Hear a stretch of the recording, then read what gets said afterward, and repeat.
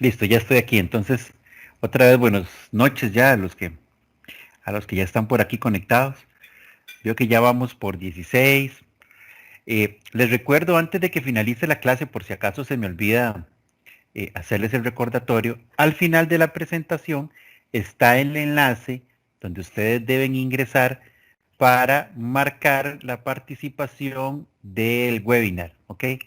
Recuerden que Vida Estudiantil les va a entregar a los que participaron en las cuatro sesiones, les va a entregar un certificado de participación. Entonces es importante que vayan al enlace que está al final de la presentación y que registren sus visitas. Esta presentación y los ejemplos que vamos a manejar durante estas 2 horas que vamos a estar por aquí, los pueden encontrar en la plataforma. Los pueden encontrar específicamente en un enlace en la parte izquierda que se llama FIDE con voz. Ahí van a la parte de archivos y están las 3 semanas, bueno, ya con esta las 3 semanas, con el material. Entonces ahí pueden encontrar el material que vamos a utilizar el día de hoy. La sesión también se graba y la grabación queda aquí en la plataforma, en Teams.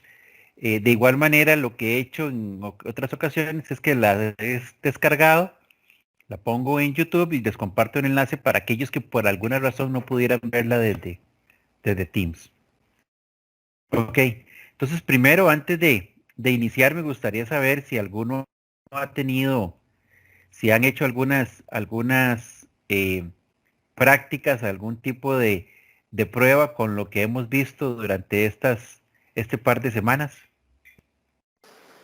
Eh, bueno, yo he hecho varias, bueno, he ahí traveseado y todo, profe. Ujú. Y vieras que a la hora de, bueno, ese método de los colores, que es como Ajá. unas claves, alfanuméricas.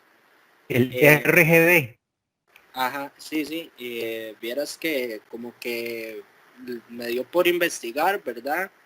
Y Ujú. encontré, bueno, en línea varios, o sea, como ciertas claves, digamos, con ya el color específico, como para uno no estar así en eso de estar batiendo el color o así. Correcto. Hay varias herramientas que ustedes pueden utilizar en la web que les permite seleccionar el color. Entonces ustedes pueden ir y buscar, por ejemplo, un rojo. Entonces no es cualquier rojo, sino que ustedes seleccionan el rojo que más les agrada. Inclusive estas herramientas les permiten, por ejemplo, si voy a utilizar un rojo en el encabezado, poder definir cuál es un color conveniente para la letra que tenga una relación ahí interesante con ese rojo. O sea, un rojo más tenue o un color que tenga algún comportamiento, un gris, etcétera. Entonces esas herramientas son muy útiles, sobre todo para cuando nosotros no tenemos muy claro el tema de la utilización de los colores.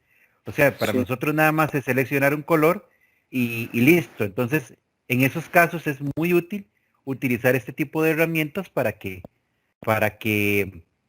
nosotros podamos hacer una selección más clara de los colores que vamos a utilizar. De esa misma manera también van a encontrar un montón de herramientas para generar algunas partes de código, herramientas con imágenes que pueden utilizar para colocar en las páginas. Voy a ver si aquí les puedo presentar una. Vamos a compartir aquí esto. Profe, yo estuve ahí investigando un poco y me Ujú. encontré una cuestión que se llama Bootstrap. No sé qué Ajá. tan recomendado será utilizar esto porque los CSS sí se encuentran en internet. Bueno, igual del mismo modo Ajá. vi que se pueden descargar para ponerlos dentro de la aplicación de uno, pero no sé qué tan recomendado Correcto. sería utilizar Bootstrap. Yo recomendaría que el proceso de aprendizaje sería el siguiente. Primero ustedes, como estamos haciendo, aprendemos un poco de HTML, un poco de hojas de estilo. Tengo entendido, pero no lo tengo todavía oficial, que tal vez abran otro webinar de una herramienta que se llama JavaScript. Ok, aprenderlo de manera manual y después utilizar algo como Bootstrap que me ayuda a generar código, a generar etiquetas. Entonces en Bootstrap usted puede decir, bueno, voy a utilizar una ventana de login y quiero un cuadro con un borde, esto y el otro. Entonces Bootstrap le ayuda a generar eso. ¿Se puede aprender directamente Bootstrap? Sí, se puede aprender de una vez Bootstrap antes de aprender directamente HTML o hojas de estilo. La ventaja de aprender primero HTML o hojas de estilo es que entonces cuando nosotros utilicemos Bootstrap, nosotros vamos a conocer el por qué Bootstrap hace las cosas de una u otra manera. Y si nosotros tenemos que ajustar algo, porque Bootstrap nos da una serie de posibilidades o de herramientas, pero muchas veces tenemos que ajustarlo o personalizarlo a nuestras necesidades, bueno, nosotros vamos a saber cómo hacerlo. ¿Por qué? Porque manejamos HTML, hojas de estilo, por debajo, llamémoslo así, y entonces pudimos aprender todo lo que necesitábamos. Pero sí, o sea, este curso básicamente es un primer escalón, o tal vez un primer escalón suena muy poco, es los primeros escalones para que ustedes comiencen a involucrarse más en el tema del diseño de sitios web y posteriormente ya en la programación de páginas web, donde ustedes pueden llegar y hacer que sus páginas sean respuestas, que sus páginas lean de una base de datos, etcétera, etcétera. Pero todo eso es un proceso que ustedes van a ir analizando. Claro que aprender Bootstrap es muy, muy, muy importante. Vean esta. Eso es un framework, ¿verdad, profe? Es un framework, correcto. Uh-huh. Vean esta herramienta, esta página que les estoy mostrando aquí, que se llama material.io.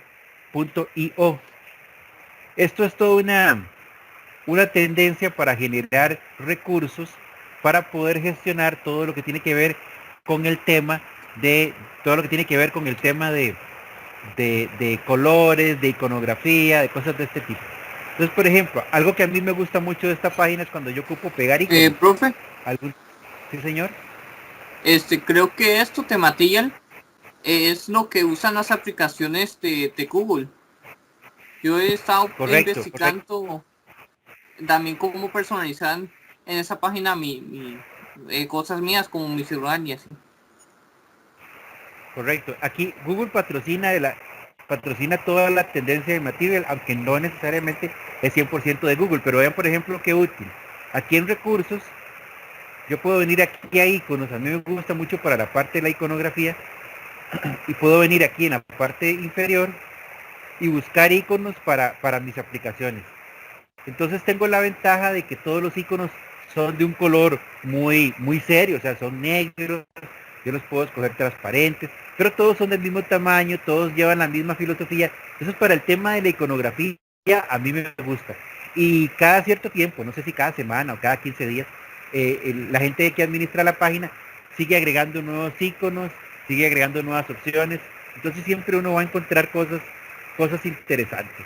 Por ejemplo, si yo ocupo mostrar algún icono que represente algo de seguridad en mi página, pues aquí puedo ver candaditos, un candado cerrado, un candado abierto, que me puede servir para señalar cuando algo está habilitado o algo está inhabilitado. Todas esas cosas yo las puedo representar a nivel de iconografía. Claro está que yo puedo utilizar otros recursos. En internet vamos a encontrar montones de recursos para estas cosas, pero casi siempre ustedes van a tener la tendencia de que se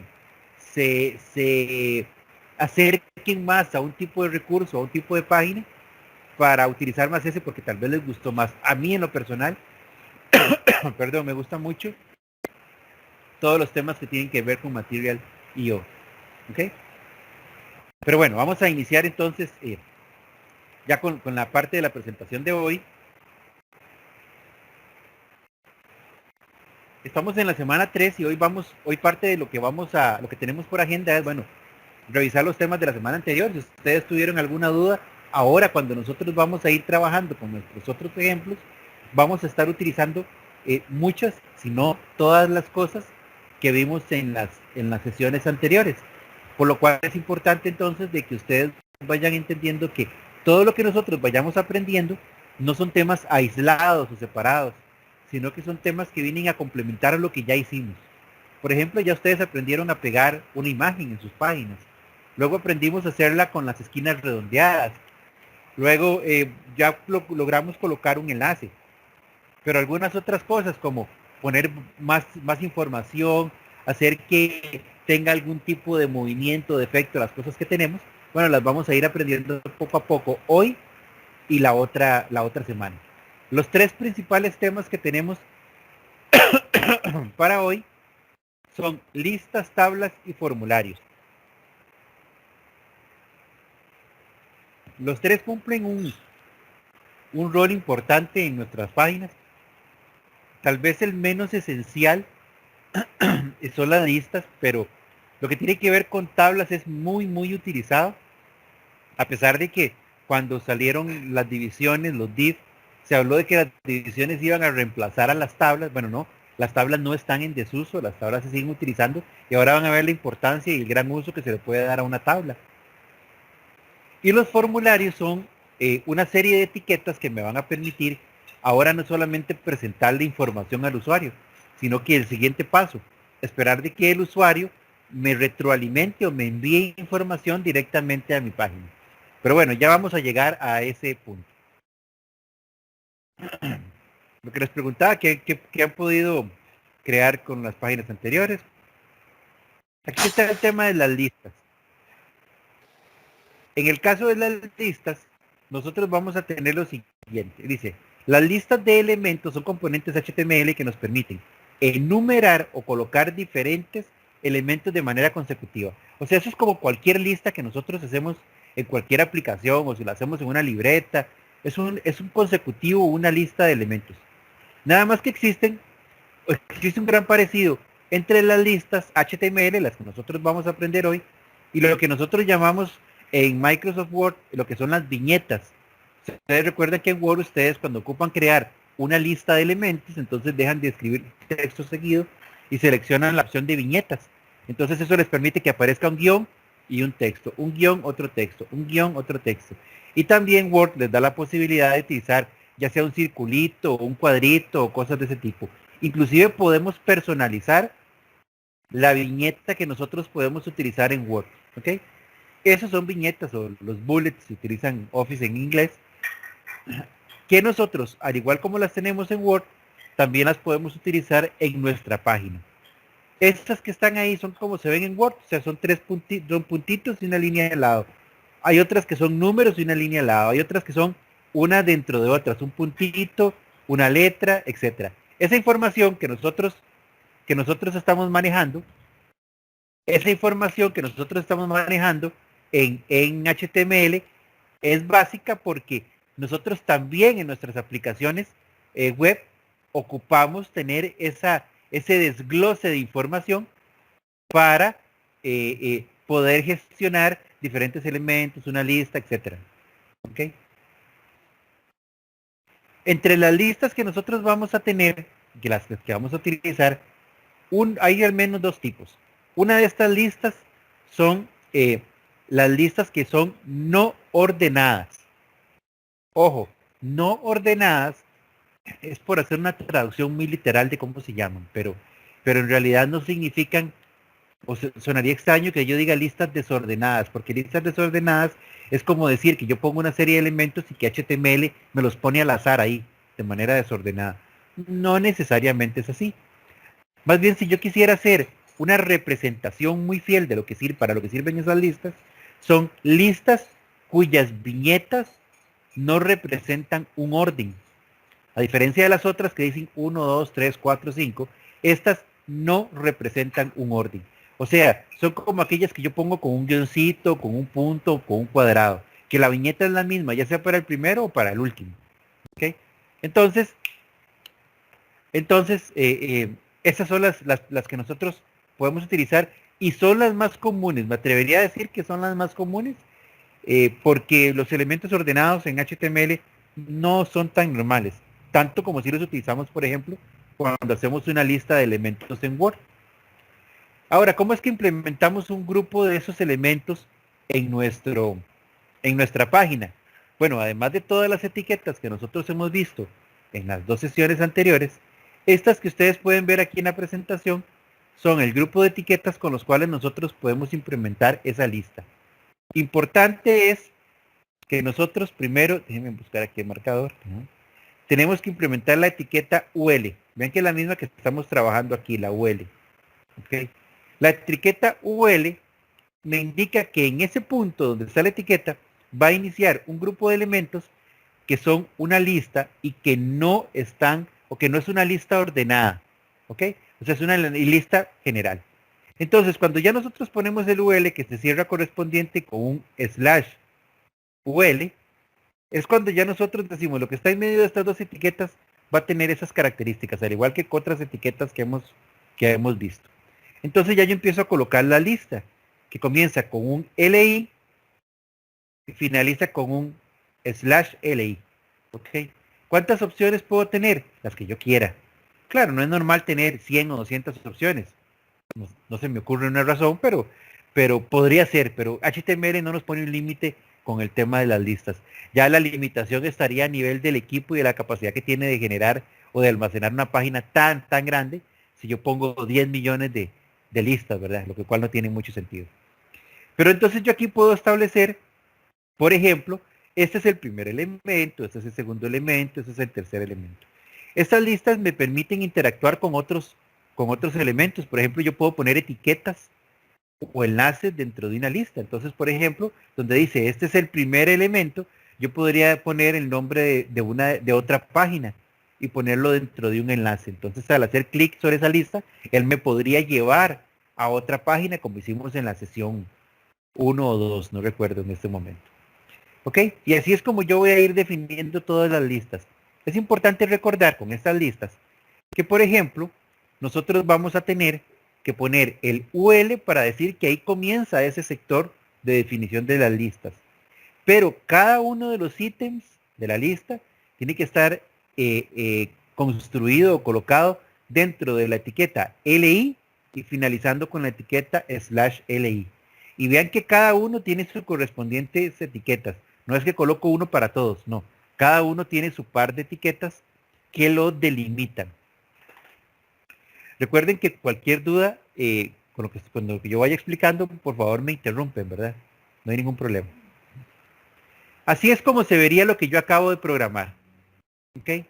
Vean que si yo me devuelvo, tenían los UL, los LI, y simplemente tenía un texto muy sencillo con propósitos didácticos. Este es el primer elemento, este es el segundo elemento, este es el tercer elemento, etcétera. ¿Ok? Y cuando ya yo lo quiero visualizar, se vería de esta manera. ¿Ok? Entonces vean que en realidad si lo llamáramos así, son las viñetas más sencillas que yo podría colocar a nivel de Word, donde lo que tengo es nada más un punto, ¿lo ven aquí? Ese es el formato por default. ¿Alguien me iba a preguntar algo? Es que escucho un micrófono ahí habilitado. No, ok. Ok, vean que ese es el formato más sencillo, el poner un punto. Ahora, ¿qué quiere decir? Que todas mis páginas se van a ver siempre con un punto. Bueno, recuerden que HTML tiene un estándar, pero yo ese estándar y esas configuraciones las puedo modificar a nivel de estilos. También las listas tienen la condición que se pueden modificar a nivel de estilos. Ok, entonces vean que aquí tenemos un primer ejemplo. Entonces vamos a ir analizando este ejemplo. Tenemos el body. Vean que ahorita estoy poniendo el body, pero ya no puse las etiquetas que estaban antes. O sea, ya no puse el doctype, el HTML. ¿Sí, señor? Disculpe, profe. Es que no estoy viendo. Me quedé como pegado en la diapositiva anterior. Ok, chicos, ¿todos se quedaron igual?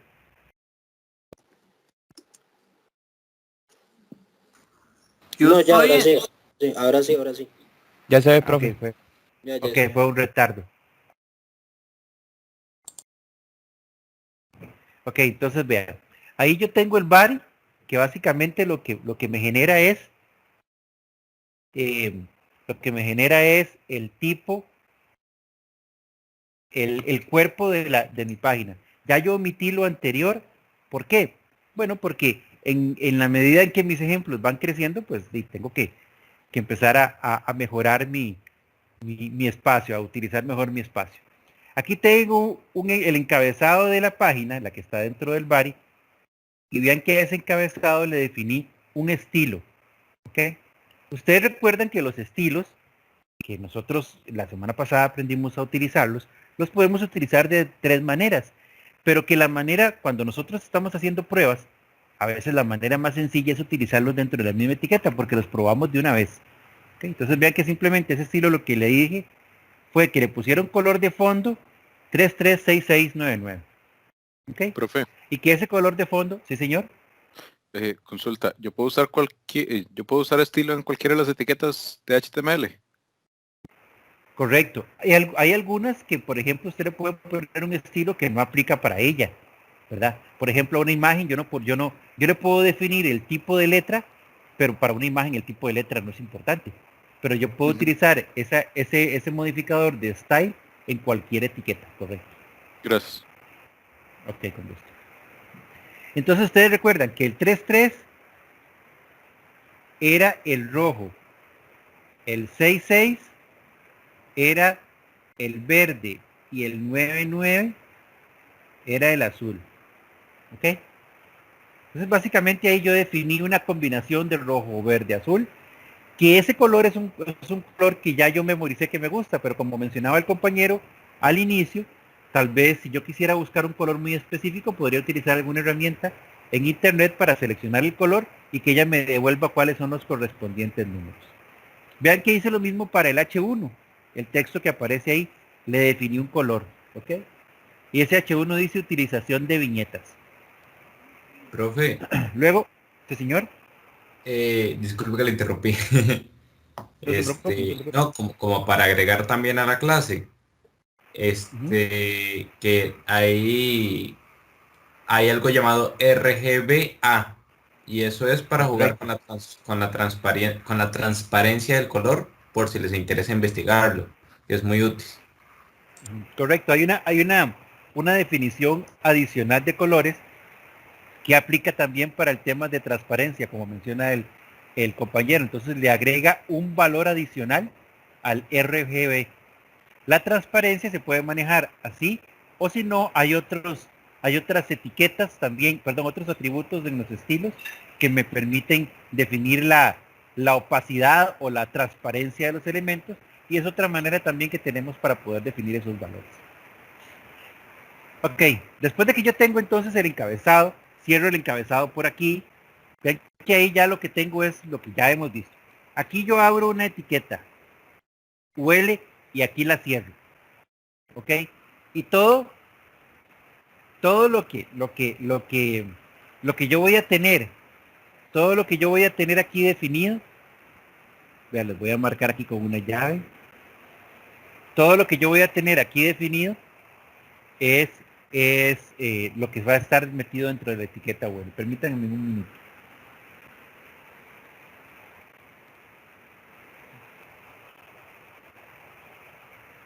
Ok, listo. Entonces, después de eso, yo voy a tener por aquí otra etiqueta que también ya la hemos visto, que es la etiqueta footer. Y perdón, por aquí, la etiqueta footer. Perdí aquí el marcador, listo. Ok, que también estoy definiendo otro color. Ven, en este caso le defino el rojo al máximo, el verde al máximo y el azul al mínimo. O sea, lo estoy haciendo amarillo. Y le puse un texto ahí. Está claro que como son ejemplos, académicamente hablando, no me estoy preocupando por temas de si los colores coinciden o si se ve bonito o no. Ya después definiremos esos temas cuando ya tengamos que hacerlo más profesional el ejemplo. ¿Okay? Eso que está ahí no tiene nada especial con respecto al ejemplo como lo vimos la filmina anterior. ¿Cierto? Se vería algo como esto. Pero resulta que como yo quiero hacerle algo más, entonces vamos a hacer esto. Yo le voy a agregar un estilo con mayor detalle. Vean que ahí estoy utilizando la etiqueta style. Esto me da una idea de que este style está colocado en el encabezado de la página del ejemplo que estoy haciendo. Entonces vean que estoy definiendo, que voy a definir un estilo para el UL. ¿Ok? Y tengo estos tres atributos. Vamos a hablar primero de el list style. Ese, si yo lo pongo y no pongo los otros dos, o sea, si nada más pongo el que le acabo de hacer un check, lo que él va a hacer es que me va a generar un estilo en lugar del circulito, me va a generar un cuadro. ¿ok? Un cuadrado, ser más exacto. Entonces, él me va a generar que todas las listas que yo utilice, porque vean que le estoy definiendo eso en la totalidad de la etiqueta UL, a todas las listas les va a colocar un cuadro como el elemento o la viñeta que los va a delimitar. Si por el contrario, bueno, todavía no vamos a hablar de eso, vamos a hablar de este segundo. Si por el contrario, yo utilizo este señor, el List Style Position, eso es porque por default la posición de la viñeta está fuera de las dimensiones del texto. ¿Qué significa eso? Que por ejemplo, si el texto yo lo coloco en la posición de los píxeles 5, yo quiero que ahí comience, la viñeta va a quedar antes, en la 2 o en la 3.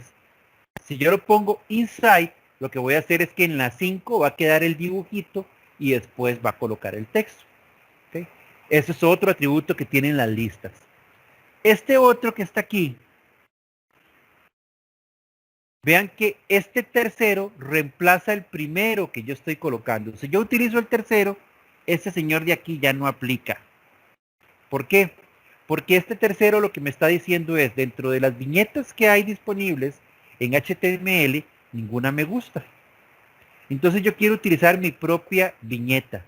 Entonces yo estoy definiendo la imagen que yo quiero que se defina como viñeta. Y al ponerle URL, yo le estoy diciendo cuál es la ubicación, la ruta en donde está esa imagen. Esa ruta puede ser un sitio web, pero lo más normal es que nosotros la tengamos a nivel local. Entonces la imagen que yo seleccioné se llama logorebels.png. ¿Ok? Esa imagen tiene que estar ubicada también donde están mis archivos. Aquí yo puedo poner toda una ruta como C2 puntos, slash, archivos, etcétera, etcétera. Pero lo más normal es que esté dentro de la misma carpeta en donde yo tengo todas las páginas de mi solución. ¿De acuerdo? Profe, ¿Sí, señor? eso es una ruta relativa, creo que es, ¿verdad? Correcto, eso se llama una ruta relativa. Y yo puedo utilizar rutas relativas con subfolders también. Correcto. Por ejemplo, imaginémonos que eso estuviera en una carpeta. Entonces yo puedo poner ahí donde dice logo, yo podría poner punto, slash, prueba. Perdón que sea tan feo, prueba. Y aquí pongo entonces logo.png. ¿Ok?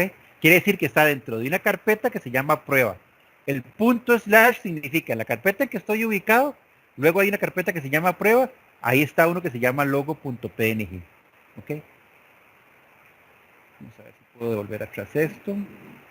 Yo también puedo hacerlo así. Por ejemplo, poner punto slash prueba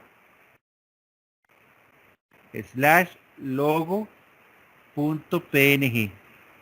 ¿Qué significa el punto? Bueno, significa en la carpeta anterior, o sea, no en la carpeta estoy, sino que en la que está anterior, ahí busque una carpeta que se llama prueba y ahí hay un archivo que se llama logo.png. Yo puedo utilizar todas esas rutas relativas. Lo que no es muy normal, que se los comenté la semana anterior, es que uno utilice rutas exactas, que yo diga C, slash, esto y el otro. Eso no es tan normal, porque normalmente uno quiere tener como todo el paquete de que uno está programando en una carpeta, y esa carpeta uno la va a poner en la máquina de uno, luego en un servidor, luego aquí, luego allá. Y por ejemplo, en Linux uno no hace referencia por una unidad C, entonces eso ahí no me va a funcionar. Entonces lo más normal es que uno utilice una ruta relativa para sus archivos. Ahora, cuando ustedes empiecen a construir cada vez aplicaciones más grandes y con más archivos, etcétera, ustedes van a empezar a definir su propio estándar. Por ejemplo, yo siempre tengo en mi carpeta una subcarpeta que se llama imágenes. Y todo lo que tiene que ver con imágenes lo coloco ahí. Tengo otra subcarpeta que se llama estilos. Y todo lo que tiene que ver con archivos CSS lo coloco ahí. Si hago un ejemplo muy pequeño de 2-3 páginas, de 2-3 archivos, bueno, no importa crear subcarpetas. ¿Por qué? Porque eso no se va a ver desordenado ni me va a ser difícil identificar dónde está uno, dónde está el otro. Pero si ya hago una página que tiene cierto tamaño y esa página tiene 40, 50 imágenes, prefiero tener todas esas imágenes dentro de una carpeta. ¿Ok? Pero eso ustedes lo van a ir asimilando en la medida que ustedes ya vayan haciendo sus páginas cada vez un poquito más grandes. Profe, y perdón, tal Ajá. vez me salgo, no sé, de tema. Aquí usamos forward slash. ¿Cuándo es o por qué no usamos backward slash? O sea, el invertido. Porque es que eso depende mucho del sistema operativo donde usted lo vaya a utilizar. Puede ser Ok, que en algunos ambientes, por ejemplo, en Windows, que yo me imagino que la mayoría de los que estamos aquí estamos con una máquina con Windows, utilizamos el slash. ¿Ok? En algunos casos, cuando yo utilizo, por ejemplo, carpetas exactas, que yo digo C o D o E, entonces muchas veces, dependiendo del sistema operativo, vamos a poner E2 puntos, backslash, tal cosa, tal otra. ¿Ok? Pero eso depende mucho de la herramienta, depende mucho del sistema operativo.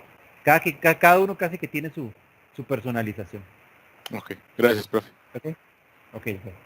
Vean entonces esto. Bueno, ahí está la descripción. Presenta un cuadro como imagen de la viñeta. Coloca la imagen dentro del espacio disponible para la viñeta. Utiliza una imagen externa como viñeta, lo que yo les comentaba. Así va a ser como se van a ver mis viñetas en ese ejemplo. Vean que ya no pone un puntito, ya no pone un cuadrito, ya no pone un guión, ya no pone... No. Las viñetas genéricas yo las dejé de lado. ¿Ok? ¿Por qué? Porque resulta que en mi página, no sé, es una página para un fan club de la gente de la Guerra de las Galaxias. Entonces de ahí lo más conveniente era poner de viñeta el dibujito de logo rebelde para... Claro, eso era excelente. Poner un circulito, pues de ahí no estaba mal. Pero esto está más relacionado o más personalizado a lo que ya tiene que ver con la página. Entonces, ahí está, la página debe existir en disco, en alguna URL accesible, en alguna ruta accesible. Ya vamos a venirnos para esta, pero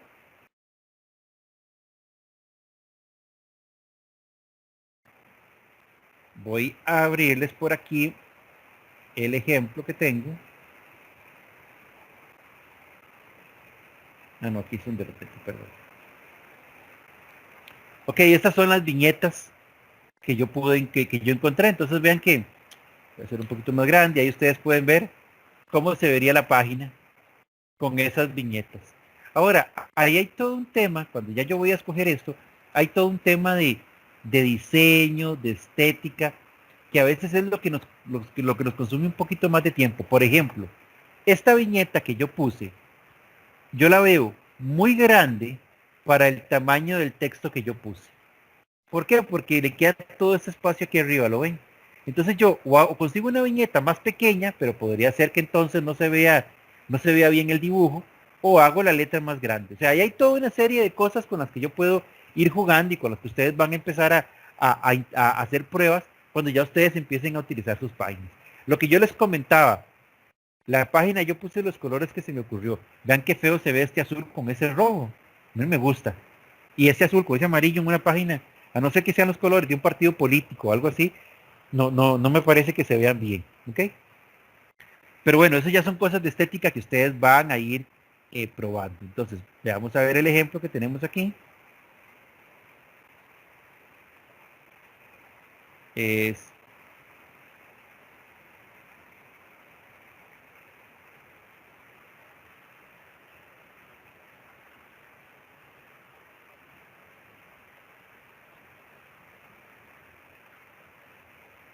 ¿ok? Ese mismo ejemplo que teníamos ahí, ustedes lo tienen también en la plataforma. Vean que yo le puse los estilos aquí. Pude haberlo hecho en un archivo externo, pude haberlo hecho directamente aquí como hice estos, pero bueno, ustedes ya conocen las condiciones o las mejores prácticas de cuándo hacer uno o cuándo hacer el otro, dependiendo de mis necesidades. ¿Ok? Entonces este es el ejemplo básicamente. Vean que si yo quiero crear otro LI, pues simplemente vengo y creo otro por aquí. Puede ser que yo quiero que la palabra sexto que está aquí sea un enlace, entonces eso es lo que yo les decía. Yo puedo poner aquí un href y yo quiero que ese enlace, creo que alguien me había preguntado cómo se hacía cuando yo quería que ese enlace fuera de mi sitio y no dentro del sitio. Bueno, entonces puede ser que yo ponga https wikipedia.com. No sé si esa es la dirección. ¿Okay? Y en Wikipedia no sé si habrá alguna página que se llame universidad. Vamos a ver. Entonces yo quiero ver mi paginita funcionando. Perdón, esa no es esta. Entonces vean que ya el último, bueno, lo puse el enlace completo para todo, vamos a corregir eso. Esto aquí. Voy a ponerle aquí después, bueno, sí puse todo, sexto elemento, perfecto. Entonces aquí, si yo le doy clic a este señor, me va a llevar a Wikipedia, pero sí, no existe una página o una carpeta en Wikipedia que se llame universidad, entonces no, me dice, no invente, usted está inventando. Profe, Pero listo. ¿Sí, señor? creo que decía más bien como buscarla con otro nombre. Sí, correcto, pero digamos, no importa cuál es la página que nosotros ponemos, a lo que voy es que yo puedo hacer enlaces que me lleven a otras páginas o a otros sitios directamente, ¿ok? Entonces, Profe, lo importante es que yo puedo mezclar. Perdón, Sí, perdón, dígame. profe. Más bien eso, vieras que yo estaba investigando mucho eso de los hipervínculos, porque vi ahí, eso que usted acaba de hacer, viera lo que me costó y al final no pude, solo pude hacer el hipervínculo aparte. Uh-huh. Aparte significa, ¿qué significa con aparte? No entendí. Digamos, como en otra línea, me refiero. Como mezclarlo, digamos aquí como estoy haciendo yo, que un exacto. LI también tenga un hipervínculo. Sí, ahí el tema es nada más de tener orden con eso. Por ejemplo, vean, yo aquí abro el LI, ¿ok? Y luego aquí abro el vínculo. Entonces, ¿qué es lo primero que tengo que cerrar? Tengo que cerrar primero el vínculo y luego cerrar el LI. Pero yo el vínculo lo puedo hacer inclusive hasta con las imágenes. Yo puedo pegar una imagen y que esa imagen tenga un vínculo. Yo puedo pegar otros textos, yo puedo pegar muchas cosas. Yo puedo hacer mezclas de imágenes, mezclas de etiquetas. Nada más tengo que tratar de ser ordenado, porque vean que, por ejemplo, si yo /a no lo pongo, ¿okay? Lo dejé así, sin el cierre del vínculo. Además de que no está bien, porque no está bien estructurado. Vean lo que pasa aquí. Va a hacerlo más grande. Vean lo que pasa. Me quedó en vínculo esto, pero esto que dice página diseñada, también esto es el mismo vínculo. O sea, de aquí en adelante todo es un vínculo. ¿Por qué? Porque olvidé cerrar aquí el /a, ¿ok? Entonces eso sí es importante. No, sí, es que, bueno, el ejercicio que usted nos dejó de tarea, profe, el de la canción, sí, yo estaba buscando cómo hacer eso, o sea, hacer el hipervínculo en la misma letra de la canción, pero sí, solo lo puede hacer aparte, porque no sabía ese volado, Sí. digamos. Ok, bueno, ya lo tiene ahí entonces. Listo, entonces, bueno, ya aquí tenemos las listas desordenadas, por llamarlo de alguna manera. Vamos a volver aquí.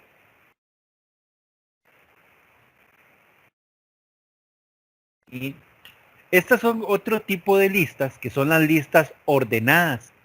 Pero ojo a esto, no significa que la lista o los textos que están ahí están ordenados. O sea, profe, ¿cómo los ordena? ¿En orden alfabético? No. A lo que me refiero con listas ordenadas es que HTML les pone un identificador como este. 1, 2, 3, 4, 5.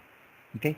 Para yo tener solamente una idea de cuál es el orden de los ítems, como hace por ejemplo uno en Word, cuando ocupa enumerar 10 cosas y les pone un número. ¿Okay? Cuando son poquitas les pone un guión porque se logra identificar, pero cuando son muchas entonces les pone un número. Bueno, para yo simular eso a nivel de HTML, es exactamente igual, vean, le pongo la etiqueta, pero en lugar de ser un UL, en este caso es un OL, ¿ok? Y cierro con un /OL. Y entonces lo que hago es simplemente aquí también definir la lista. Déjenme enseñarla aquí. Perdón. Ok, lo que hago es simplemente aquí definir las listas. Y listo. Yo pongo un LI que presenta tal cosa, un LI que presenta tal otra, un LI, etc. Y ahí puedo dibujar los 5. Ojo que el orden en realidad en que aparecen es el orden que yo les defino aquí. No quiere decir que HTML me los ordena. No. HTML lo que se refiere con listas ordenadas es que él les va a poner un número consecutivo para señalar un orden, pero no es que él toma el texto y lo ordena. Y esto que les coloqué aquí abajo es un estilo interesante para las listas ordenadas. Véanlo aquí. Bueno, este no lo tengo aquí, vamos a presentarlo entonces en los ejemplos. De hecho lo tengo aquí. Lo tengo aquí, ¿ok? Vean que los números que él está poniendo es 1, 2, 3, 4 y 5, pero con números romanos. ¿Por qué con números romanos? Bueno, lo está poniendo con números romanos porque yo decidí ponerles un estilo.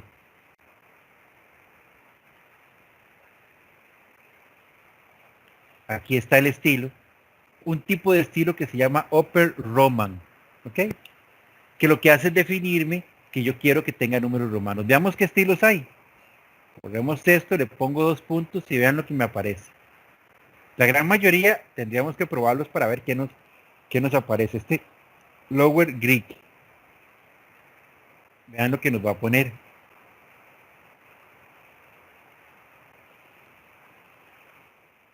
¿Okay? Son las letras griegas para enumerar los valores que tenemos ahí. Bueno, eso si nosotros no sabemos el orden de las letras griegas, pues entonces no va a ser muy útil, ¿cierto? O sea, pero bueno, lo más tradicional para nosotros ha sido utilizar los números romanos, no tanto utilizar letras griegas. Profe, Sí, señor. esa página, ¿cómo era para quitarle, por ejemplo, que no de las tildes Okay. o ñes? ¿Cómo era para que no se vea como feo, así? Esto que UTF-8. aparece aquí, sí, correcto, el UTF-8. Esto que aparece aquí es porque yo no le definí un formato para la página del set de caracteres.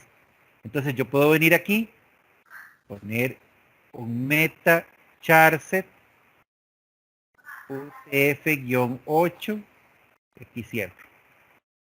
¿Ok? Para decirle que yo voy a utilizar el set de caracteres. ¿Ok? Y ahí se ve bien.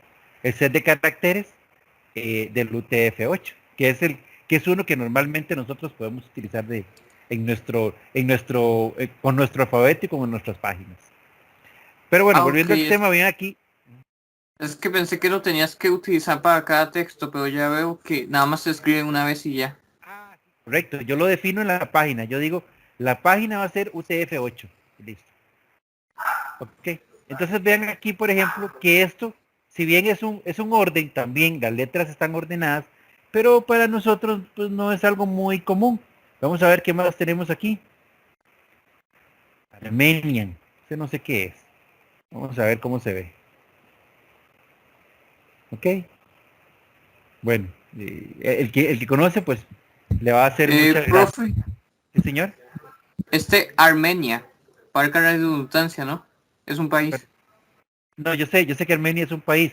Lo que me refiero es que no sé exactamente qué era qué era el alfabeto que colocaba, si ellos tienen su propio alfabeto, su tipo de letras, etcétera, ¿verdad? Y obviamente para nosotros, bueno, no sé que alguno de ustedes sepa armenio, para nosotros no es un alfabeto o no es un tipo de simbología que nos vaya a servir mucho en esos tipos de casos. Y así ven que pues, tenemos diferentes elementos que podemos utilizar para estas enumeraciones. Sí, dígame. Al escoger una de esos siempre hay que ponerle punto y coma al terminar. Correcto. A no ser que sea la última. O sea, si esto yo lo dejo así, esto funciona. ¿Ok? ¿Por qué? Porque después de esto no hay otro.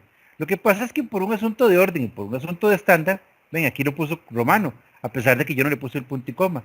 Pero si aquí yo pongo otro atributo, vean que inclusive si yo pongo un color, vean que ellos ya me lo ponen como en rojo, como si fuera parte del valor. Para él, el punto y coma es cuando ya termina esa línea. Entonces yo debería poner punto y coma a todos, ¿ok? Pero él lo omite o se puede omitir en el caso de que sea el último de los atributos. ¿Ok?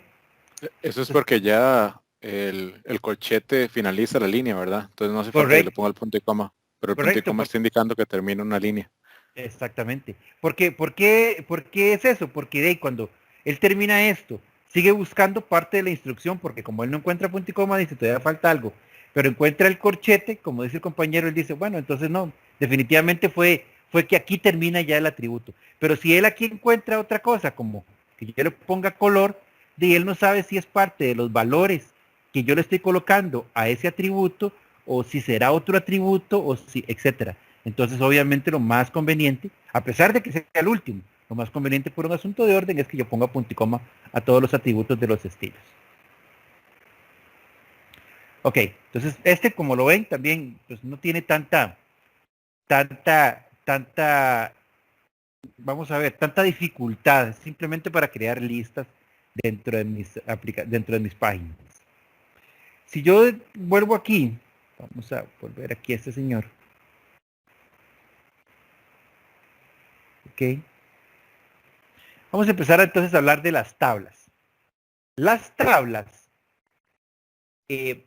son elementos que existen desde las primeras versiones de HTML porque son muy, muy utilizados. Cuando empezaron a ser más populares las divisiones, los div, entonces se hablaba de que las tablas iban a llegar iban a estar en desuso, que iban a ser reemplazadas por las divisiones. En realidad, en muchos casos, sí llegaron a reemplazarlas. Lo que pasa es que las tablas siguen teniendo características muy interesantes que me hacen poner algunos elementos dentro de mis páginas que hacen que sean muy útiles. Entonces, si yo las tablas las utilizaba solamente para hacer divisiones, sí, definitivamente entraron en desuso. Pero si yo las tablas las utilizo para colocar datos, para colocar textos, como el ejemplo que nosotros vamos a hacer ahora, las tablas están total y enteramente vigentes y van a seguir estando vigentes hasta que inventen una etiqueta que tenga una funcionalidad diferente. Entonces dice, las tablas son elementos que permiten la distribución de otros elementos. O sea, la tabla por sí sola no tiene mucho sentido. ¿Okay? La tabla es para que contenga algo. Entonces, si yo hago una tabla y esa tabla no tiene contenido, pues en realidad ni siquiera voy a ver nada. En muchas ocasiones son utilizadas para reemplazar divisiones, secciones, artículos, etcétera, como yo les comentaba. Pero no cuentan con las mismas facilidades. El elemento table, el que me identifica la tabla, se utiliza con otros elementos, o sea, no se utiliza solo. ¿Okay? Se utiliza con el TR y con el TD. Hay otros elementos relacionados con las tablas, pero que no serán parte de esta presentación. Esos son los tres básicos. ¿Okay? Hay otros también que pueden ver por ahí, pero bueno, con propósito de no extendernos demasiado y que nos alcance, vamos a ver estos tres con respecto a las tablas. Aquí hay un ejemplo. ¿Okay? Bueno, aquí arriba, yo no sé, ustedes seguro están viendo esto, que no sé cómo quitarlo. Esto lo fija, esto lo quita. Ok, bueno, aquí, ahí está, listo. Ahí está la etiqueta table. Ustedes lo ven a la parte derecha, en la parte superior. Abajo no aparece, pero ahí aparece la etiqueta /table. Ok, ya ustedes lo van a ver en su presentación. Entonces dice, la etiqueta table marca el inicio de la tabla y se cierra con su correspondiente /table. O sea, al igual que otras etiquetas, tengo que tener la etiqueta de apertura y la etiqueta de clausura, o la de abrir y cerrar. ¿Ok? Pero hay otras etiquetas que están involucradas que nosotros vamos a ver, como la etiqueta TR. La etiqueta TR marca el inicio de una nueva línea, o sea, por llamarlo de alguna manera, de un renglón. Y se cierra con el /tr. Bueno, un renglón en una tabla podría tener una celda, podría tener 2, 3, 4, 5, las que yo necesite. Eso quiere decir que entonces, dentro de cada renglón, yo voy a colocar celdas. Por eso ustedes ven aquí un renglón, este TR que aparece aquí se cierra con este TR que aparece aquí, pero estos TD son celdas. Vean que este renglón tiene 3 celdas, una que dice nombre, una que dice correo y una que dice teléfono.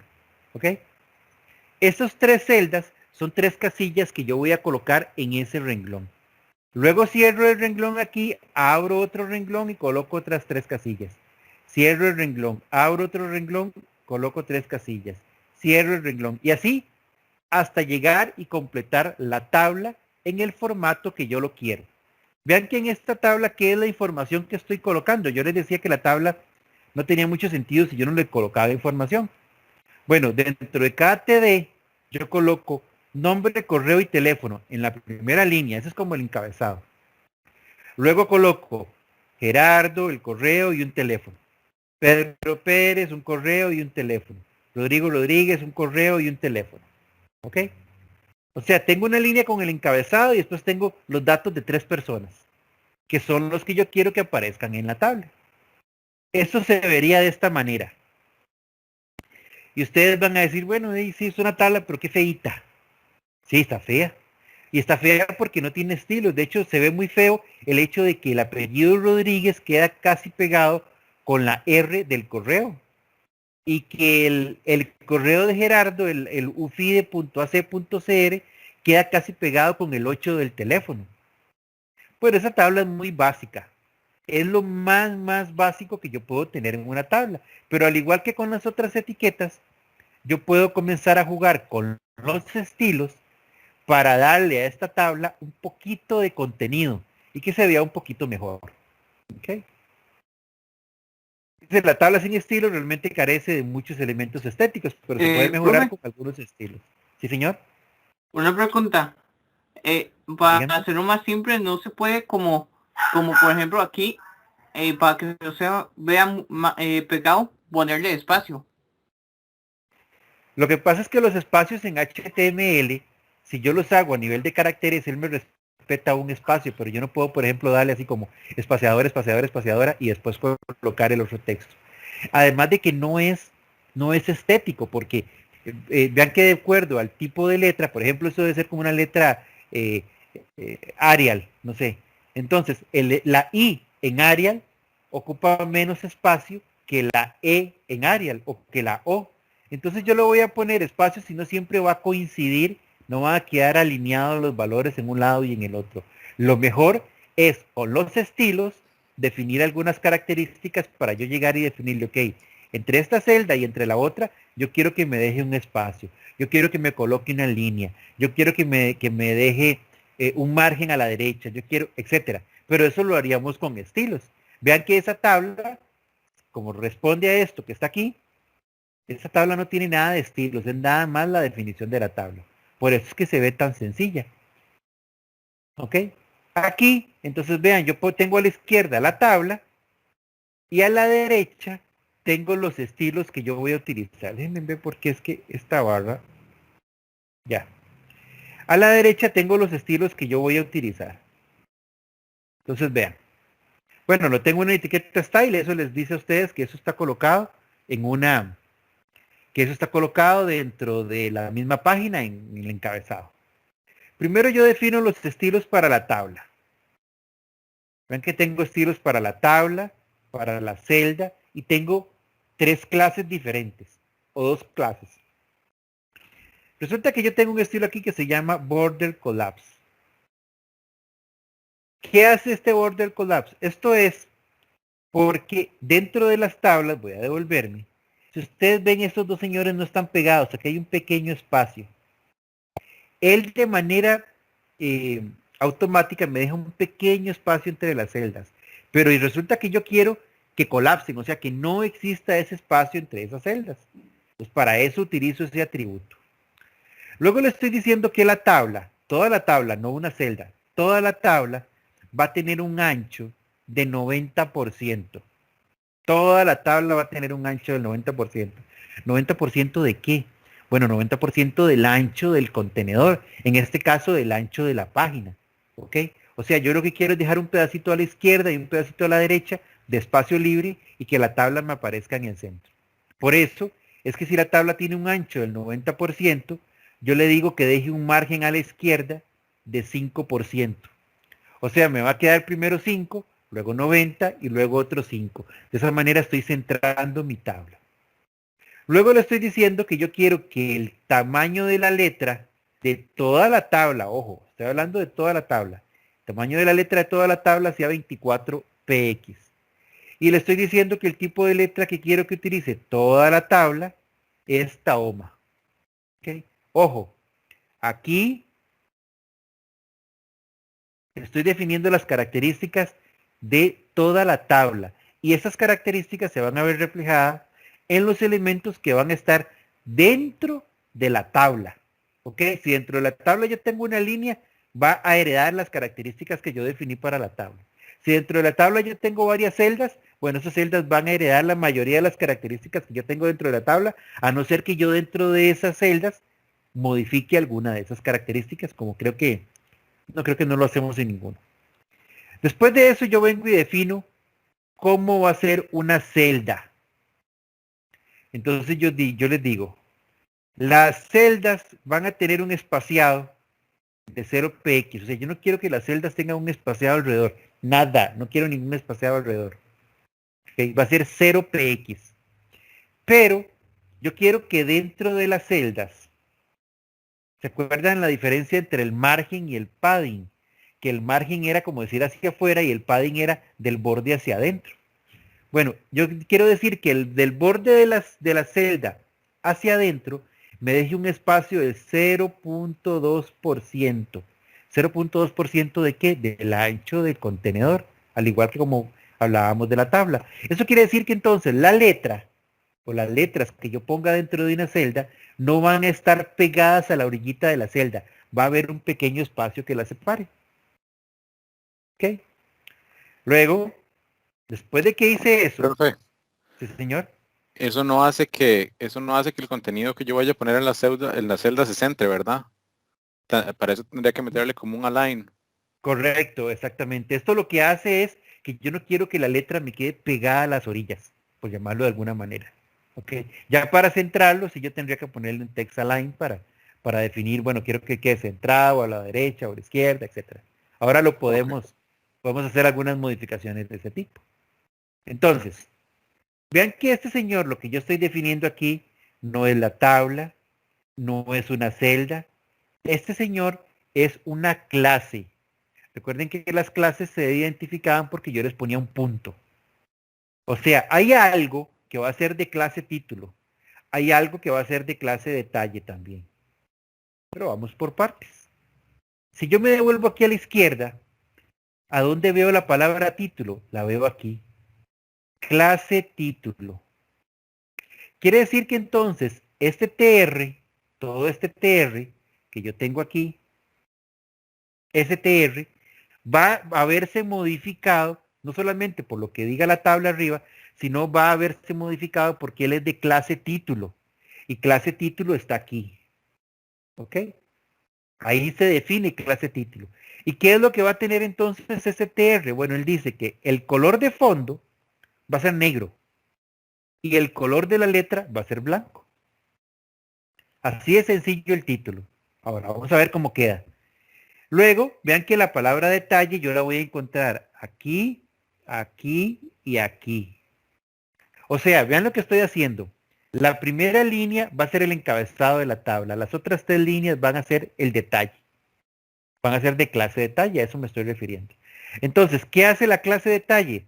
Define que el color de fondo va a ser ese EF. Un EF, ustedes saben que el máximo es FF.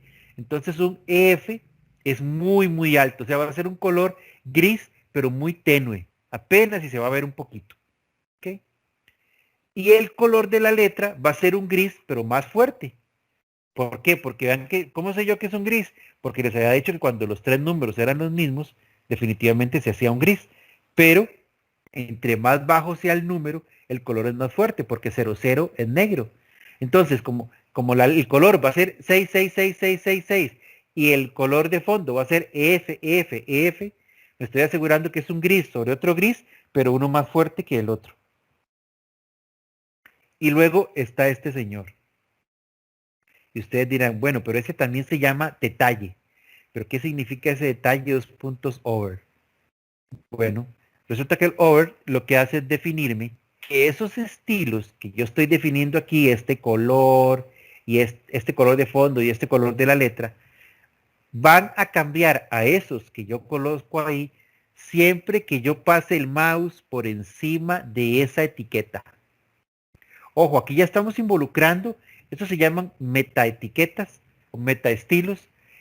Ya yo estoy modificando para que mi página tenga un poquitito de actividad, o sea, que algo se mueva cuando algo pase.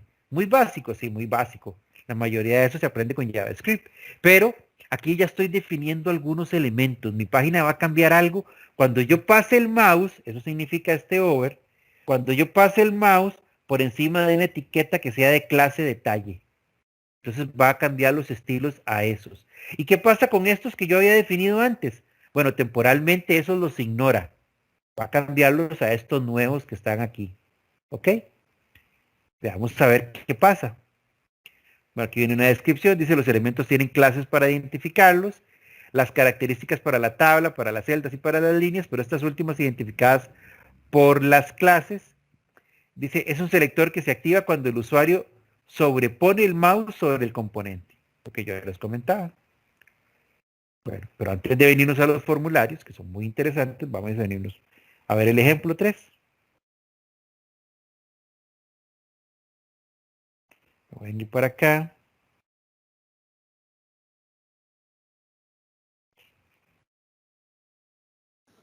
Profe, Sí, señor. yo tenía una duda con respecto a este patrón RGB. Ajá. Yo he investigado en internet y me salen otras combinaciones de colores aparte de RGB como qué sé yo, Hay uno que se CM, llama CM, ajá, CMKY o YK, no recuerdo. Ajá. YK. Estos son otros patrones para definir colores. Ese es muy utilizado, por ejemplo, por las personas de diseño. Y es muy utilizado, por ejemplo, imagínense en alguien de diseño que tiene su máquina ahí, tiene que hacer un brochure así en grande. Entonces, las imprentas, cuando le piden la definición de colores, no sé por qué, pero por alguna razón se los piden en ese formato de CMYK, no se los piden en RGB. O sea, son diferentes patrones. El más utilizado a nivel de HTML es el RGB, pero en las imprentas y los diseñadores utilizan otro montón de patrones diferentes, correcto. Ok, y una pregunta, Ajá. no sé si, por ejemplo, nosotros al hacer una página web, por ejemplo, si hay una persona daltónica o con dificultades de visión, como cambiarle en color automáticamente a su discapacidad. No sé si me entiende. Sí, correcto. Ahí el tema es, se podría hacer, o sea, eso sería algo muy innovador. El cuestionamiento es cómo yo, el que diseñé la página, me voy a dar cuenta de que la persona que la está utilizando es daltónica. ¿Ok? Tendría que tener por ahí como un botón que diga presione aquí si usted no logra ver bien esos colores pero yo podría hacer eso perfectamente. Entonces, ¿qué es una solución para hacer eso? Yo tengo mi página de estilos en donde defino los colores para la gente que no tiene ningún tipo de esas discapacidades. Pero tengo otra hoja de estilos diferente para que se utilice con personas que tienen esa discapacidad. Entonces, si usted seleccionó el botón, yo lo que haría a nivel de programación, obviamente no lo podemos hacer aquí directamente con HTML y hojas de estilo, pero a nivel de programación es que yo cargaría un archivo CSS diferente. O sea, tendría unos estilos para la gente sin discapacidad y otros estilos para personas con discapacidad por el daltonismo. ¿Ok? O no sé si existen, me imagino que sí, pero existen personas que hay colores que no los pueden ver. Bueno, bueno, una discapacidad más normal. Vean que puede ser que la letra que yo estoy utilizando, esta letra que estoy marcando aquí sea muy chiquita, ¿cierto? Entonces puede ser que alguien con discapacidad necesite que la letra se vea así. Bueno, entonces yo puedo cambiar los estilos para que cuando usted seleccione ese botón, automáticamente todas las letras que van a estar en mi página, usted las pueda ver más grandes. Claro, eso no sería tan necesario porque yo con el scroll del mouse hago esto. Entonces digamos que se podría solventar de otras maneras, pero sería un tema bastante interesante para poder cubrir las necesidades de personas que tienen alguna discapacidad visual, ¿correcto? Profe, una pregunta. Dígame. Bueno, es que a la hora de hacer la hoja de estilo, se puede hacer en un archivo aparte, ¿cierto? ¿Correcto? Ajá, pero digamos, ¿cómo le digo al archivo index que se base en esa hoja de estilos? Es que yo me acuerdo que usted había usado una etiqueta para eso, pero no me acuerdo cómo Una era etiqueta eso. que se llama link. Sí, ya casi la hacemos. Ya casi la Ok. probamos y lo ponemos en Europarte. Ok. Entonces vean, vamos a ver ese tema de la tabla. Vean esa tabla. Vean que esa es la misma tabla, la misma tabla que teníamos en la presentación por aquí. Nada más que es esta misma tabla. Claro, ustedes van a decir, no, profe, no es la misma. Es la misma. Nada más que esta tabla, yo estoy modificando sus atributos con estilos. ¿Ok? Pero es la misma tabla, tiene los mismos valores, tiene todo. Entonces vean que, por ejemplo, las primeras líneas, las que aparecen aquí, yo decidí modificarlas y decir que el fondo iba a ser negro y que la letra iba a ser blanca. Ustedes recuerdan, este señor que estaba aquí, vamos a abrirlo por aquí, ese ejemplo era este. Ajá.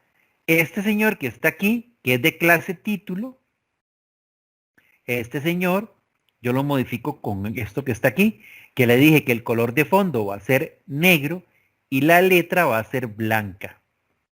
¿Ok? Este señor de aquí.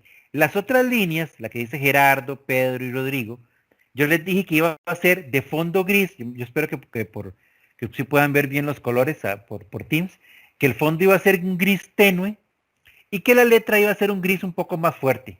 Entonces vean que al menos la tabla, desde mi parecer, no se ve tan fea, ¿verdad? Y ya yo le pude dar un poquitito más de formato. Vean que, no sé si ustedes lo ven, por ejemplo, el nombre Gerardo no queda totalmente pegado de la orilla. Hay un pequeño espacio. Tal vez le podría dar más espacio. Sí, eso es un tema de estética que yo puedo ir arreglando. Probemos qué pasa si no le Ese es el pongo. padding, profe. Ese es el padding correcto. ¿Okay? No le voy a poner 0.2, sino 0.5. A ver qué pasa. Lo voy a refrescar aquí. ¿Ok? Entonces vean que el texto, el nombre Gerardo Gamboa, ya dejó más espacio a la izquierda, a la derecha, arriba y abajo. Ya todo se ve más separado, ¿cierto? Pero bueno, yo quiero ver cómo se vería más bien con menos. Entonces yo digo, esto no lo quiero utilizar. Entonces lo voy a poner comentarios así. Quiero que tenga padding. O también vamos a decir poner alguno por default. ¿Okay? Entonces me queda como muy pegadillo todo. Es todo solamente un tema de gustos y de estética. Y hay personas que, de hecho, las páginas cambian con el tiempo. Muchas empresas cambian sus páginas web no porque no funcionen, sino porque quieren ajustarse a una nueva tendencia que hay de esto, del otro, aquí y allá.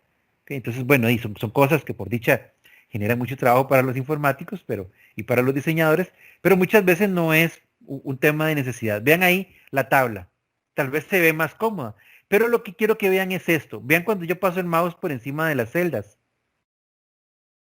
Ustedes logran ver que cambia de color la que yo estoy marcando, ¿verdad? Sí, ese es el over. Ese es el over que yo tengo ahí.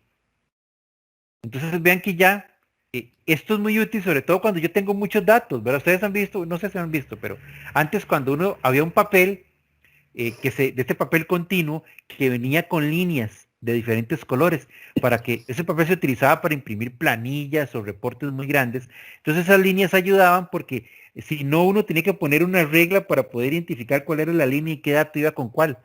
Bueno, porque uno utilizaba normalmente reportes con letras muy pequeñas. Esto digamos que viene a hacer una simulación de lo mismo. ¿Okay? Yo vengo aquí a marcar una línea, entonces yo me posiciono sobre el nombre y puedo ver allá al final cuál es el teléfono. Claro, son solamente 3 líneas, difícilmente va a ser tan confuso, pero si tuviera mucho más líneas sería de mucha ayuda. ¿Ok? Entonces, Profe. así es. Ajá, dígame.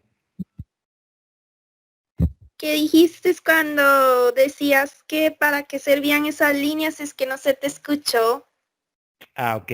Antes, lo que pasa es que ustedes son muy jóvenes y tal vez no se acuerdan, pero antes en las empresas se utilizaba un papel continuo, esas impresoras de papel continuo, que venía con diferentes colores horizontales, creo que eran celeste y blanco, y servían para que cuando uno imprimía reportes, uno pudiera identificar cuál línea iba con cuál, ¿ok? Eso que yo implementé aquí, de poder ver que toda la línea se marque sin hacerle clic, es también con el mismo propósito. Vean que si yo me posiciono sobre Pedro Pérez, toda la línea de Pedro Pérez se marca. Entonces yo puedo ver que el teléfono es 87 87 15 15. Es muy fácil. Claro, aquí solamente hay 3 líneas. Sería muy fácil y no es confuso saber quién va con quién. Lo que pasa es que si ya tengo muchas líneas y la letra más pequeña, bueno, esto sería de muchísima, muchísima ayuda. ¿Ok? Ahora vamos a hacer una tabla mucho más pequeña para que vean lo que sucede.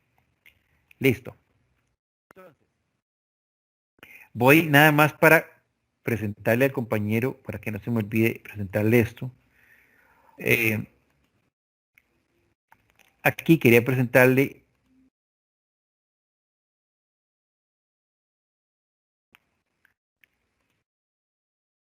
en la semana 2, creo que es, bueno, yo las tengo aquí también, vamos a abrirlo mejor de aquí. En la semana 2, en el ejercicio 3, si no me equivoco, sí, en este. Ok, para el compañero que me preguntó antes cómo hacer referencia a un archivo externo, aquí está. Es este link que está aquí. Entonces vean que la etiqueta link, yo con el rel establezco cuál es el tipo de archivo que voy a cargar. Entonces yo digo que es una hoja de estilos. Defino el tipo también, que digo que es un CSS, que es bien en formato de texto, y defino el nombre. En mi caso se llama estilos.css. Entonces cuando yo defino esto, ya él sabe, primero que ese archivo tiene que existir, y ya él sabe que los estilos van a estar en ese archivo externo. Esa es la mejor manera de utilizarlo cuando yo sé que mi hoja de estilos va a ser la misma para muchas páginas, que así debería de ser. Por ejemplo, si yo voy a hacer si yo voy a ponerme un negocio que vende celulares y los colores que definí van a ser rojo y naranja, bueno, yo quiero que ese rojo y naranja sea el mismo en todas las páginas y que la letra sea la misma y que las tablas sean iguales. Entonces obviamente voy a utilizar la misma hoja de estilos para todas las páginas. Entonces es muy conveniente que lo tenga los estilos en un archivo aparte.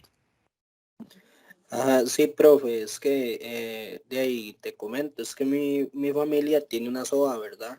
Ajá. Entonces, ajá, yo digamos he ahí traveseado y digamos he hecho ya como 3 páginas en una sola, entonces quiero definirle una sola hoja de estilos a esas 3 páginas. Para Correcto. igual, como usted dice, como para cambiar eso, el tipo de letra y los colores de fondo y así, de una vez. Exactamente, exactamente. Eso es una muy buena estrategia porque entonces, si por ejemplo el compañero hizo la página de la soda, la hizo azul, pero el día de mañana le dicen, no, mira, es que el color, no sé, la hizo roja, no, más bien. Entonces le van a decir, mira, es que el color rojo como que no va con la comida. Yo no sé nada de eso. Y le dicen, no, la preferimos azul. Pues para que él no tenga que ir a cambiar las 5, 6 o 7 páginas que lleva y a todas irle a modificar los estilos, nada más va a la hoja de estilos, modifica ahí el color y automáticamente ya todas las páginas se van a ver con los mismos estilos. Entonces es una muy buena estrategia. ¿Por qué yo los pongo aquí, como en este? ¿O por qué los pongo como aquí directamente en la etiqueta? Bueno, porque a razón de pruebas y a razón de hacerlo rápidamente y sobre todo para mostrárselos a ustedes, es más fácil tener todo en una sola página. ¿Okay? Profe. Sí, señor. No sé si me estoy adelantando que digamos cuando estamos haciendo páginas web con esta herramienta de ¿cómo se llama? Bootstrap. Con Bootstrap. O Brackets, la que sea. Al abrir en Google Chrome no me si yo se lo comparto a usted, no lo lleva ni por qué no está para que lo vea todo el mundo. Sí, porque las páginas que usted está haciendo están colocadas en su máquina. Entonces, yo por un asunto de la distribución de redes, por ejemplo, yo desde la máquina en la que estoy en este momento, yo no tengo acceso a la ruta donde están sus páginas. Entonces, usted me comparte a mí el enlace y yo no puedo llegar hasta la ubicación de sus páginas. ¿Cómo se hace entonces ya en la vida real cuando yo publico una página? Bueno, uno llega y compra un servicio de hospedaje, por ejemplo, en GoDaddy, en HostPapa, hay diferentes tipos, y ellos le dan una ruta para que usted coloque sus páginas y es una dirección IP que todo mundo puede ver. Entonces ahí sí, usted compra un nombre de dominio y usted le pone miprimerapagina.com y me manda a mí ese enlace. Entonces cuando yo pongo en mi browser miprimerapagina.com, automáticamente los servidores DNS dicen, eso está en tal servidor y me mandan para allá y ya yo puedo ver su página. Pero en este momento, como usted las tiene en su máquina, otra persona que trate de verlas desde fuera no tiene acceso directo a su máquina. Por eso es que nosotros aquí lo estamos trabajando a nivel de pruebas. Ya para tenerlo funcional tendríamos que tenerlo en un servidor de hospedaje. Y una pregunta. ¿Por qué lo estamos empezando a hacer como a máquina, no en servidor de hospedaje? Porque, muy sencillo, porque yo tendría, si quisiéramos ponerlo en un servidor de hospedaje, yo tendría que pedirle a cada uno de ustedes que comprara un servicio en GoDaddy que cuesta $100 al año. Entonces yo prefiero mejor que ustedes aprendan, lo tengan en sus máquinas y después que ustedes decidan hacer la inversión. Creo que hay sitios gratuitos como Google Sites. Correcto, hay lugares donde se pueden poner páginas de manera gratuita, pero no WordPress. Todas las funcionalidades. WordPress es un poco diferente, pero no todas las funcionalidades están disponibles. Entonces, para mí es más importante que ustedes primero aprendan a hacer las páginas y después de que ustedes ya las hacen, entonces ustedes deciden si quieren ponerlo en un sitio gratuito o si quieren invertir en un servidor. Por ejemplo, el compañero en que la familia tiene un negocio. El compañero, cuando ya experimente un poco más y haga sus páginas, entonces él valorará si paga, no sé, 80, no sé cuánto vale ahorita, $80 o $70 al año y compra un servicio de hospedaje, compra un dominio con el nombre de la soda y coloca las páginas de él ahí. Pero eso ya lo valorará cuando él ya en su máquina se dio cuenta que su página se ve bonita y que ya hace esto y ya hace el otro. Uno normalmente ese es el proceso que sigue. Hasta después es que uno hace la inversión en el hospedaje. Ok. Bueno. Entonces vamos a ver por dónde estaba yo. Bueno, es que le estaba enseñando al compañero esto. Ya volvimos a este. Entonces, bueno, esta es la tabla. El formato más básico de una tabla. Pero vean que ya esto me permite tener tablas más o menos bonitas dentro de mi página. Entonces, si alguno de ustedes se quiere hacer una página de colección de libros, bueno, aquí pueden poner el nombre del libro, el autor, la editorial, etcétera, etcétera. Esta tiene 3 columnas porque a mí se me ocurrió con 3 columnas, pero obviamente ustedes pueden hacerla con la cantidad de columnas que ustedes quieran. Vamos a ver aquí. Los formularios. Vamos a hablar de los formularios. Todo lo que nosotros hemos visto hasta este momento han sido etiquetas que me permiten mostrarle información al usuario. Todo lo que hemos visto me permite mostrarle imágenes, el texto de una manera, el texto de otra, hacer un enlace para mostrarle otra página. Todo ha sido así. Los formularios ya tienen un propósito un poquito diferente. Siempre algo le van a mostrar al usuario, pero también me van a permitir que el usuario envíe información a mi página. Para los que ya han llevado algún curso de programación, ustedes saben que, por ejemplo, ustedes pueden hacer que el programa muestre algo o pueden hacer que el programa le solicite algo al usuario. Bueno, aquí es algo parecido. Yo le voy a dar la oportunidad al usuario de que me ingresen datos. Solo que hay que hacer una aclaración muy importante y es esa letra que aparece ahí diferente al final, que dice: en este apartado aprenderemos el uso de estas etiquetas, pero para obtener el mayor provecho, o sea, para poder sacar todo el provecho de las mismas, deberíamos de aprender un lenguaje de funciones del lado del servidor.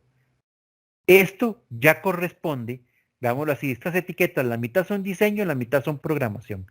Y como yo les expliqué la semana 1, ya tendríamos que involucrarnos con un lenguaje como PHP o con otro lenguaje para poder agarrar esa información que el usuario nos envía, poder hacer una operación matemática, mostrar esto, mostrar el otro. Bueno, eso ya es programación y eso probablemente nos va a quedar para otra instancia. Pero aún así vamos a ver cómo podemos colocar etiquetas dentro de nuestra página, modificarlas, establecer algunos valores, darles formas, etc. Entonces, la etiqueta por excelencia para nuestros formularios es la etiqueta form. ¿Okay?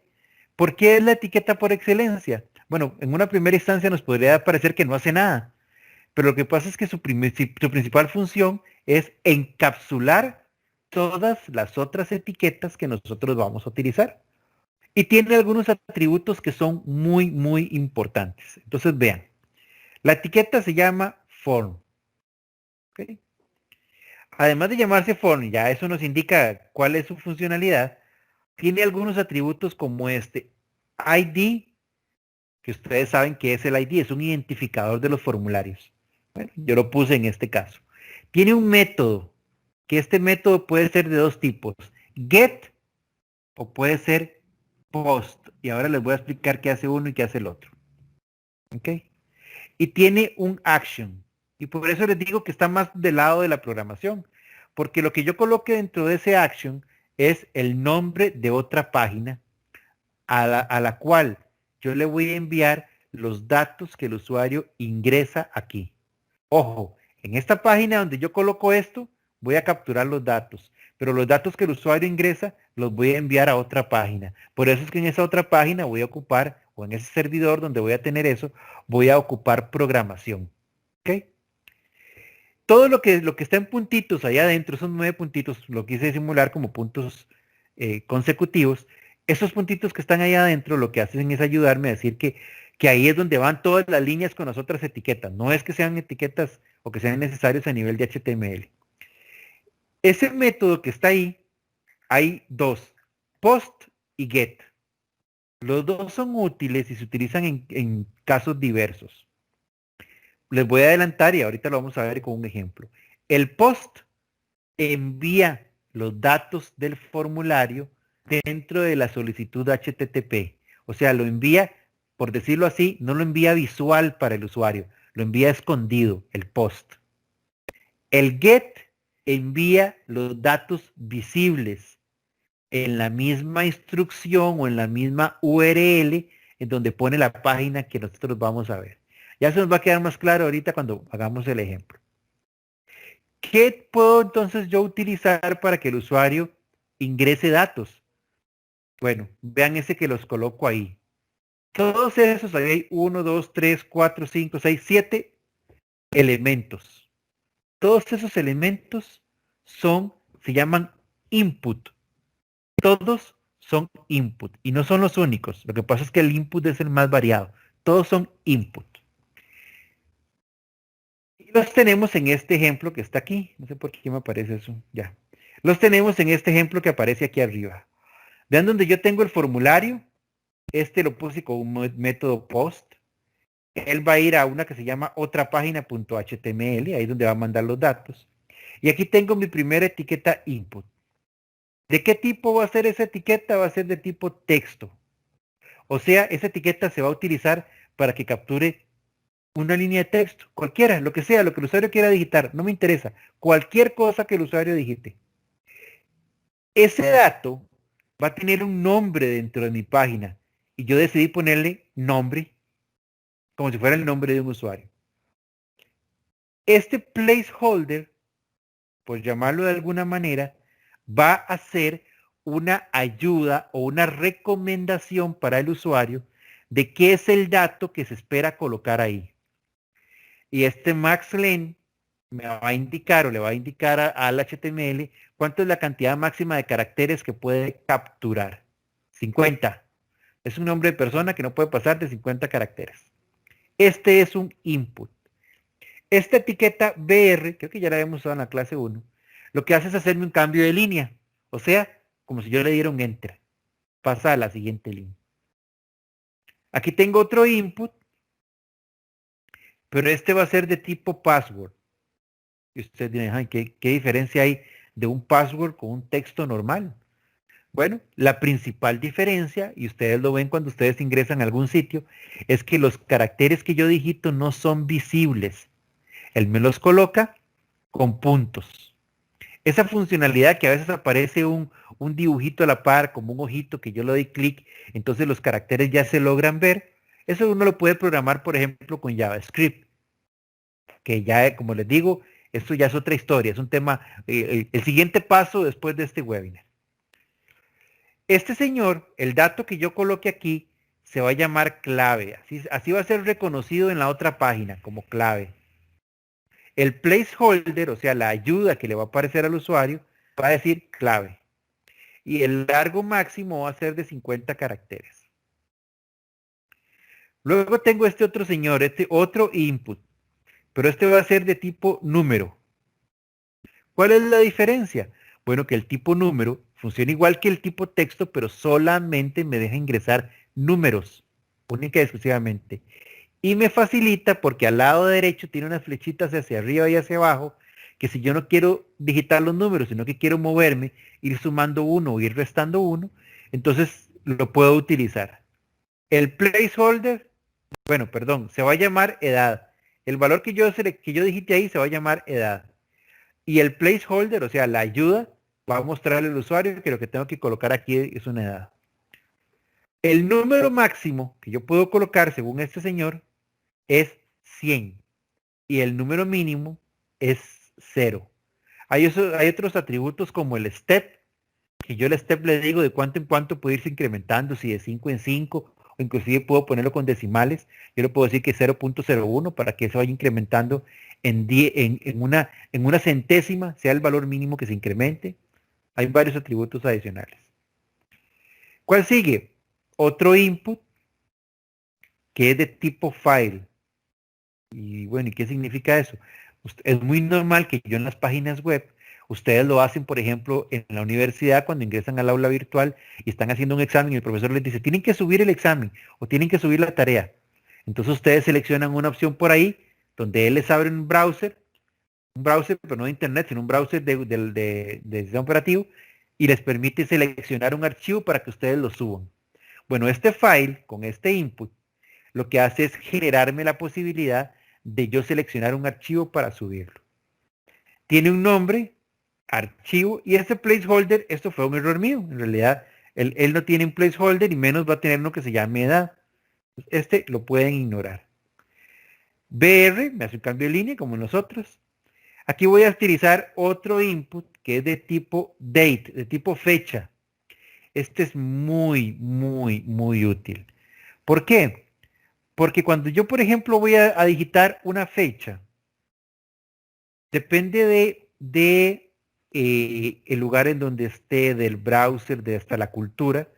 Las fechas, por ejemplo, los norteamericanos digitan primero el mes, luego el día y luego el año. Eso es tradicional. Nosotros utilizamos día, mes, año.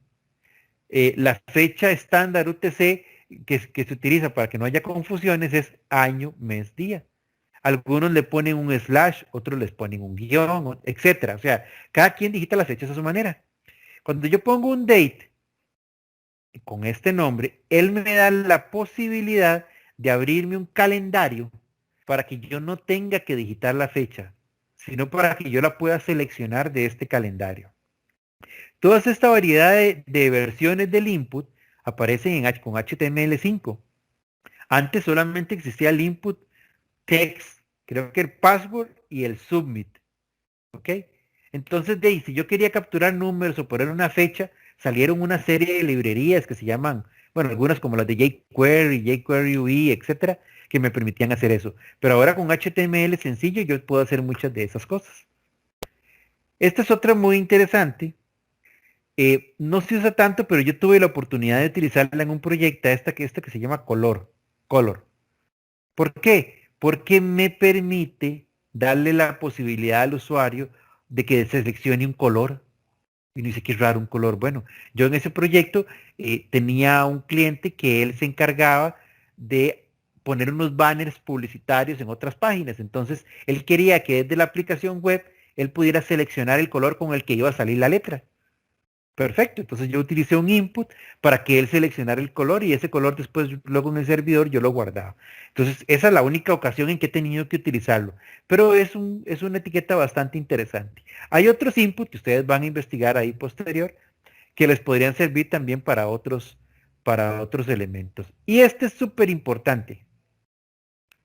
Este que es de tipo submit, con un valor que dice enviar valores. Este valor quiere decir como lo que va a mostrar ese input. Este no captura, vamos a ver, no captura texto ni nada de ese tipo, captura una acción. Cuando yo coloco a este señor, lo que estoy haciendo es colocando un botón. Él va a colocar un botón. ¿Y para qué sirve ese botón? Muy, muy sencillo. Este botón, cuando yo lo presione, él va a agarrar todos estos otros que yo digité aquí, todos esos, los va a agarrar los contenidos y los va a disparar a otra página. ¿A cuál? A esta página que está aquí más en amarillo. ¿Ok? A esa página los va a disparar. Todo ese contenido lo va a enviar a esa página. ¿Por qué método? Por el método post, en este caso, pero podría ser por el método get, que ahora les voy a explicar la diferencia. ¿Ok? Eso es lo que hace cada una de esas etiquetas. Ahora, yo vine en los estilos. ¿Sí, señor? Consulta. ¿Cuándo puedo usar un placeholder? ¿Cuándo no? ¿Y por qué? Cuando yo necesito que darle alguna guía, por llamarlo de alguna manera, o alguna ayuda al usuario para que el usuario sepa cuál es qué es lo que tiene que poner en ese texto. Ahorita cuando les muestre el ejemplo le va a quedar más claro lo del placeholder. Pero no es como escrito escrito dentro del cajón donde tengo que meter la información. No es, digamos, algo que yo quiera poner escrito en ese cajón. Correcto. Va a estar escrito en el cajón cuando no tenga texto. En el momento que usted empieza a escribir, eso desaparece. Y el name sería el nombre, o sea, el texto que se le va a poner a la par o a las cajas que vaya. El name, por llamarlo de alguna manera, aunque no es exactamente eso, el name es como si fuera en un lenguaje de programación la variable donde yo voy a guardar ese valor. O sea, en la otra página se va a conocer como nombre, clave, edad, archivo, nacimiento y color. Esos son los valores que él va a recibir en la otra página. Y cada uno de esos va a tener lo que el usuario escribió en la caja de texto. Ok, listo. Gracias. Profe, eso es como para una cajita de login, ¿verdad? Como cuando, digamos, si uno se va a registrar en algún sitio. Correcto. Ustedes recuerdan que la semana anterior había un ejemplo que era como con las esquinas redondeadas que yo estaba haciendo, que yo le puse ejemplo login, pero les dije que después me arrepentí porque en realidad no pude hacer un login porque no había visto todavía los formularios con ustedes. Bueno, hoy podemos hacer un login porque ya ahora vimos los formularios, pero sí, se puede utilizar para el tema de una caja de login o para cualquier captura, para un contáctenos o déjenos sus datos o cualquier cosa de ese tipo, yo utilizo los formularios. ¿Ok? Vean los estilos que yo coloqué aquí. Estilos para el input. ¿Para cuál input? Para todos. ¿Ok? Le dije, el tipo de letra va a ser 24px. El tamaño. El tipo de letra va a ser Tahoma. El ancho de toda la caja va a ser de 40%. 40% del tamaño de la página, del ancho de la página. Y voy a dejar un margen en la parte inferior, o sea, para que no me quedaran pegados, de 20px. ¿Ok? Este es el estilo para un input, pero ve, aquí tengo otra vez el input. Pero tengo aquí el modificador focus. ¿Se acuerdan que en el ejemplo anterior utilizamos el hover? El hover era cuando yo ponía el mouse encima. Bueno, el focus es para cuando el cursor está en esa caja de texto. Cuando el cursor está en esa caja de texto, ¿qué es lo que yo voy a hacer? Voy a cambiar el color de fondo por este. ¿Para qué es eso? Eso es para cuando tengo muchas cajas de texto, entonces yo quiero que esas cajas de texto no me lograr identificar en cuál estoy ubicado, porque no veo el cursor. Bueno, eso sería una muy buena funcionalidad. Ya casi volvemos aquí, entonces vamos a ver el ejemplo. Pasémonos para acá.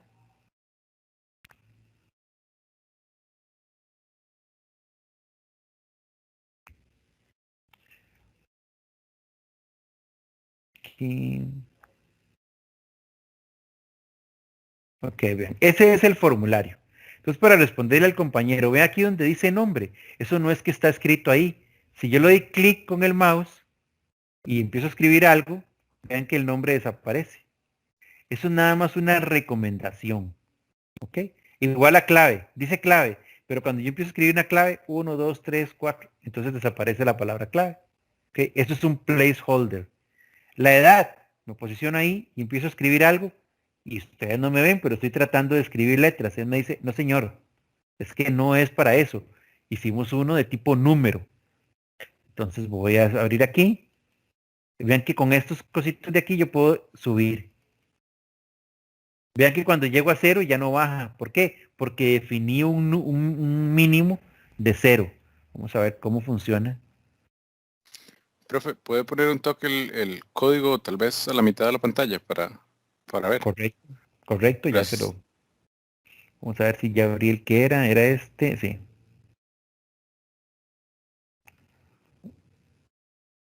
Vamos a hacerlo así, a ver cómo nos cabe.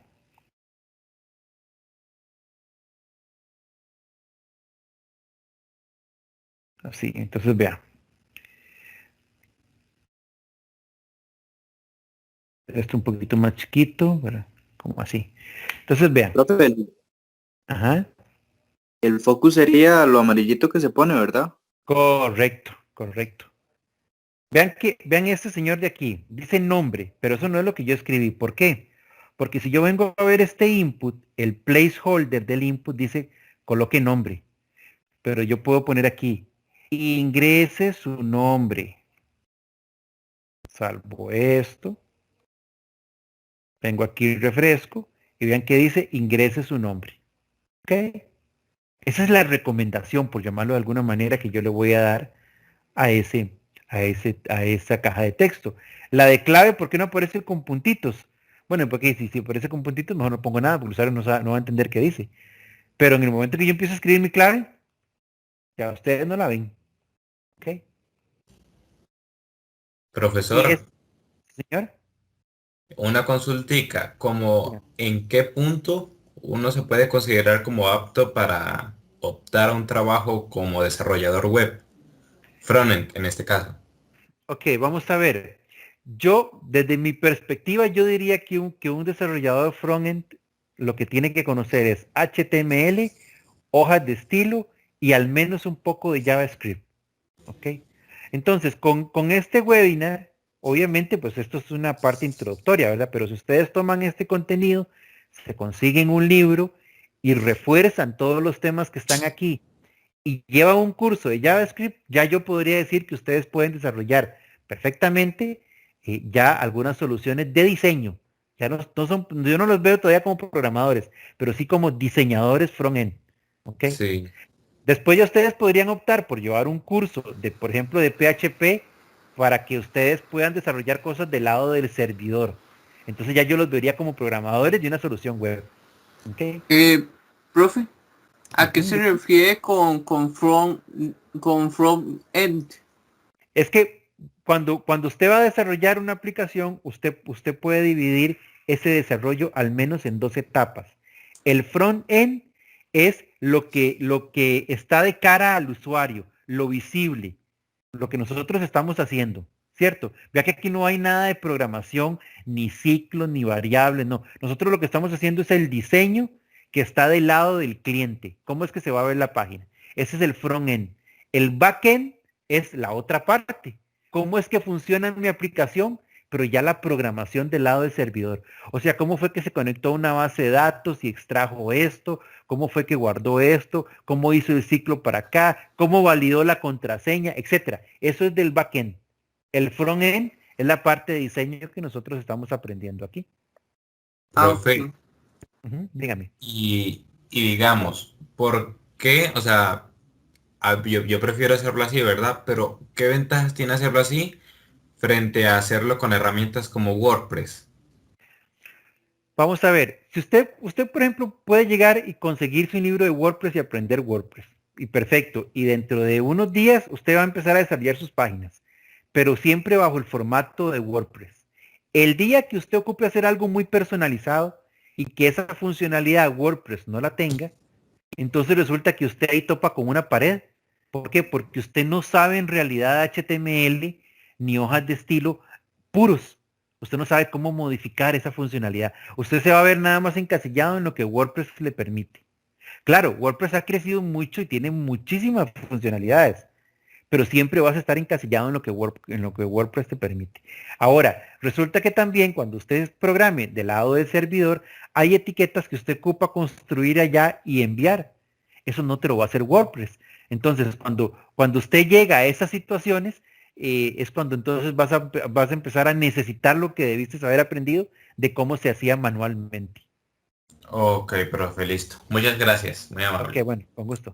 Profe, ¿Mm? creo que me va a salir un toque del tema, pero ¿qué tal sería PHP en vez de Python? Digo, al revés, Python en vez de PHP, de parte del frontend, del backend, perdón. Mm, Yo creo que eso más que todo se va a fundamentar en un tema de gustos, pero las dos herramientas, los dos lenguajes tienen características muy particulares. Uno es que o son amados por los programadores que los utilizan, o son odiados por otros programadores, y le voy a explicar por qué. Resulta que tanto PHP como Python son lenguajes en donde usted no ocupa declarar una variable. Usted llega nada más y dice, aquí voy a utilizar la variable prueba, igual a 5, y le asignó un 5. Y tanto Python como PHP dice, bueno, le puse un 5, voy a asumir que es un entero, y listo. Y ahí va. Eso, para algunas personas, es muy útil. Para otras personas que programan en otro lenguaje lo ven como ofensivo. ¿Por qué? Porque en Java, en C, en C++, usted tiene que declarar las variables, ¿Qué definirle tipo de tipo, variable? eso, el otro. Exactamente. Entonces, algo tan sencillo como eso hace que entonces sean lenguajes que mucha gente los ama o sean lenguajes que mucha gente los odia. Ahora, ¿cuál sí es una ventaja que tiene PHP? Que por ejemplo, si usted quiere hacer una página aquí y usted la quiere subir a un servidor, ¿ok? A un servidor en GoDaddy, por ejemplo. Entonces GoDaddy te dice, bueno, aquí hay un servicio que soporta MySQL como motor de base de datos, tiene Apache y tiene el motor de PHP. Entonces, ¿qué te está diciendo GoDaddy? Trabaje con PHP. Y si usted se hace un recorrido por la mayoría de servicios de hospedaje, la gran mayoría, por no decir todos, lo que te ofrecen es PHP. Entonces, ahí Python te deja en una posición un poco, por decirlo de alguna manera, compleja, porque usted lo hizo en Python, pero ahí no tiene dónde subirlo. Tendría que alquilar un servidor completo para usted hacer toda su instalación de esto y del otro. Mientras que esos servicios de hospedaje ya están preparados porque ya existe como una sinergia, como una familia entre lo que es MySQL, Apache y PHP. Ellos son como una familia. Entonces, esos servicios de hospedaje los ofrecen como un paquete. Por eso es que creo que mucha gente se orienta por el tema de PHP. Usted lo puede hacer con ASPX, por ejemplo, y con C#. Pero ¿qué pasa? Ocuparía ya un servidor con un Windows, con un IIS de Windows, y eso ya es un poco más caro. Entonces, ahí obtiene todavía otra ventaja todavía mayor, PHP con Apache y con MySQL. Pero yo creo que la decisión principal corre por un tema de gustos. Si usted se siente un programador más sólido con Python, pues obviamente escoge Python, o si se siente más sólido con C# y ASPX, pues probablemente lo construirá con C#, pero corre creo que principalmente por un tema de gustos. Ahora, la ventaja es que HTML y hojas de estilo le va a funcionar en cualquiera. Lo que nosotros estamos aprendiendo le va a funcionar después con cualquier lenguaje que usted quiera utilizar. ¿De acuerdo? Profe, Gracias, profe, perfecto. y las librerías de los lenguajes no juegan ahí un rol en la escogencia. Sí, claro, pero por eso depende mucho de lo que usted quiera hacer y del gusto que usted tenga. Por ejemplo, Python es un lenguaje que se ha enfocado mucho a utilizar cosas de un ámbito muy general. Por ejemplo, con esos servicios de Watson de IBM, usted tiene librerías en Python para consumir los servicios de Watson perfectamente, facilísimo. Entonces puede ser que si usted su aplicación tiene que ver con temas de inteligencia artificial, una página web que reconoce esto, reconoce el otro, pues bueno, ahí sus mismas necesidades lo van a impulsar a usted a hacerlo mejor con Python. Pero si su página es una página informativa que hace esto, que se tiene que conectar a un MySQL, pues probablemente, y si usted aprendió, si usted aprendió PHP antes, pues muy probablemente usted se va a orientar por el lado de PHP. Entonces, depende mucho de todas las circunstancias. Es muy difícil decir, así como si fuera una regla, cuál de los tres o de los cuatro podría ser el mejor. Es muy difícil, depende mucho de las circunstancias. ¿Ok? ¿De acuerdo? Entonces, bien, les voy a enseñar lo que termina siendo esto. Estos, bueno, ya son una clave, la edad, Este seleccionar archivo, vean lo que hace. Si yo le doy clic, me abre una ventana para que yo seleccione un archivo. Que es una ventana de Windows, ¿verdad? Ahí yo puedo seleccionar un archivo de lo que yo quiera. Seleccionar. ¿Ok? Este señor de aquí me permite con este iconito abrir un calendario. Es decir, bueno, la fecha que yo quiero es para septiembre, el día 25. Y listo, él me definió ahí la fecha. Otra que parece que el profesor se equivocó y que nada más puso una barra, esa otra me sirve para seleccionar un color. Yo le doy clic a este color y entonces vengo y digo aquí como medio azul, como medio verde, como que está aquí es el que yo quiero. Y listo, ya seleccioné ese color.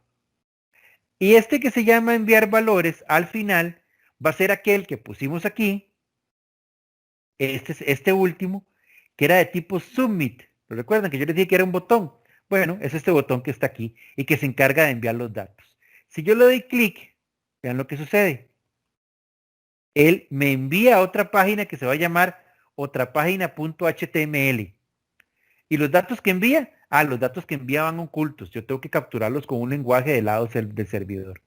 Pero, yo vengo para acá y digo que el método de envío va a ser por medio de un get. ¿Ok? Lo voy a salvar. Lo refresco aquí. Pongo algunos datos ahí nada más para que. Y lo envío. Vamos a poner aquí un valor más chiquito. Lo envío, le doy a enviar valores. Entonces vean lo que sucede.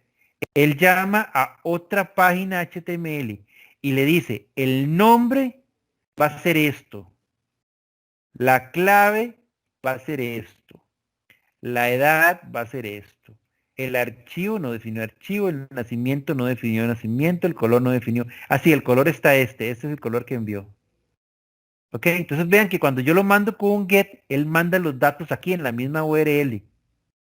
Esto es útil, es muy útil, por ejemplo, cuando yo tengo una ventana de búsquedas.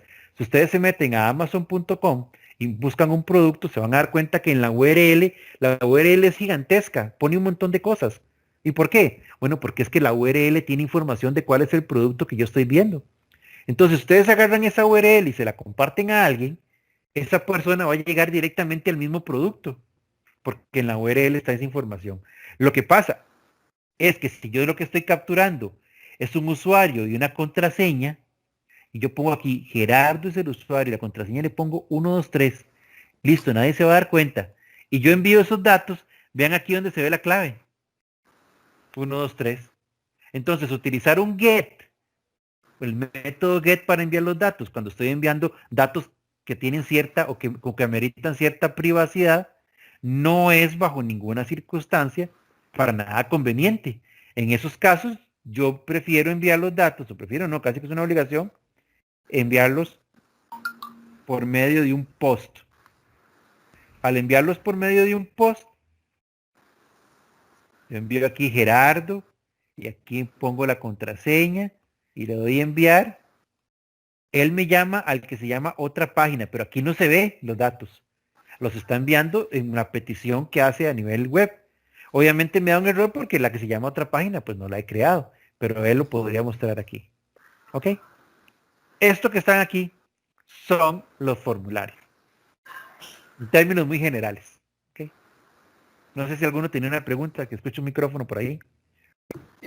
Profe, Dígame. eso que decías de cuando usted mete la contraseña y se ve en la URL, no hay forma de hacerlo privado, o sea, Correcto. que no se vea. Correcto, colocando aquí un post. Si yo pongo un post, ya no se va a ver en la URL. ¿Ok? Si yo pongo un get, el resultado se va a ver en la URL. Ok. Entonces yo tengo que elegir, dependiendo de lo que esté enviando, cuál es más conveniente. Si enviarlo para que se vea en la URL, es porque es algo que yo quiero compartir. Si yo quiero que eso tenga cierto nivel de privacidad, definitivamente lo voy a enviar con un post. ¿Ok? Profe, ¿Y cómo se mostraría con un post esos caracteres? Como les digo, ya para yo poder capturar esos datos en la otra página y poder gestionarlos como ir a verificar si el usuario es correcto, si la contraseña es correcta. Ya para eso ocuparía un lenguaje del lado del servidor. No, yo Llámese decía para verlo, PHP, etcétera. para verlo en la URL. Con ¿Cómo es que aparece? Con solo que yo ponga el get, véalo aquí. Le voy a guardar. Pongo aquí un nombre, pongo aquí la contraseña 123, le doy a enviar. Y entonces aquí en la URL aparece, vea, nombre FSD, clave 123. ¿Ves? Y pero cuando está post. No, cuando está post no se puede ver, porque esa es la idea. Pero qué cosas salen Nada más sale el nombre de la página. Nada más saldría otra página .html y listo. No se ve nada. Okay. Profe, y si usted crea esa otra página, cuando le da con el get, la otra página, dependiendo de cómo esté construida, ¿cuál va a ser la función que usted le va a dar? O sea, dependiendo, en este caso imaginemos que, por ejemplo, esta página que está aquí, no es una página de login, sino que es una página de contáctenos, por decir algo. ¿Ok? Entonces yo aquí le voy a decir, bueno, coloque su nombre, su teléfono, su correo y déjenos su queja. Entonces cuando yo le doy a enviar datos, todos se van a ir a la otra página. Entonces yo en la otra página agarro la información, ya sea que venga por el get o venga por el post, y voy y la guardo en una base de datos para que alguien posteriormente revise eso. Pero eso ya depende de lo que yo necesite hacer, de lo que yo ocupe programar.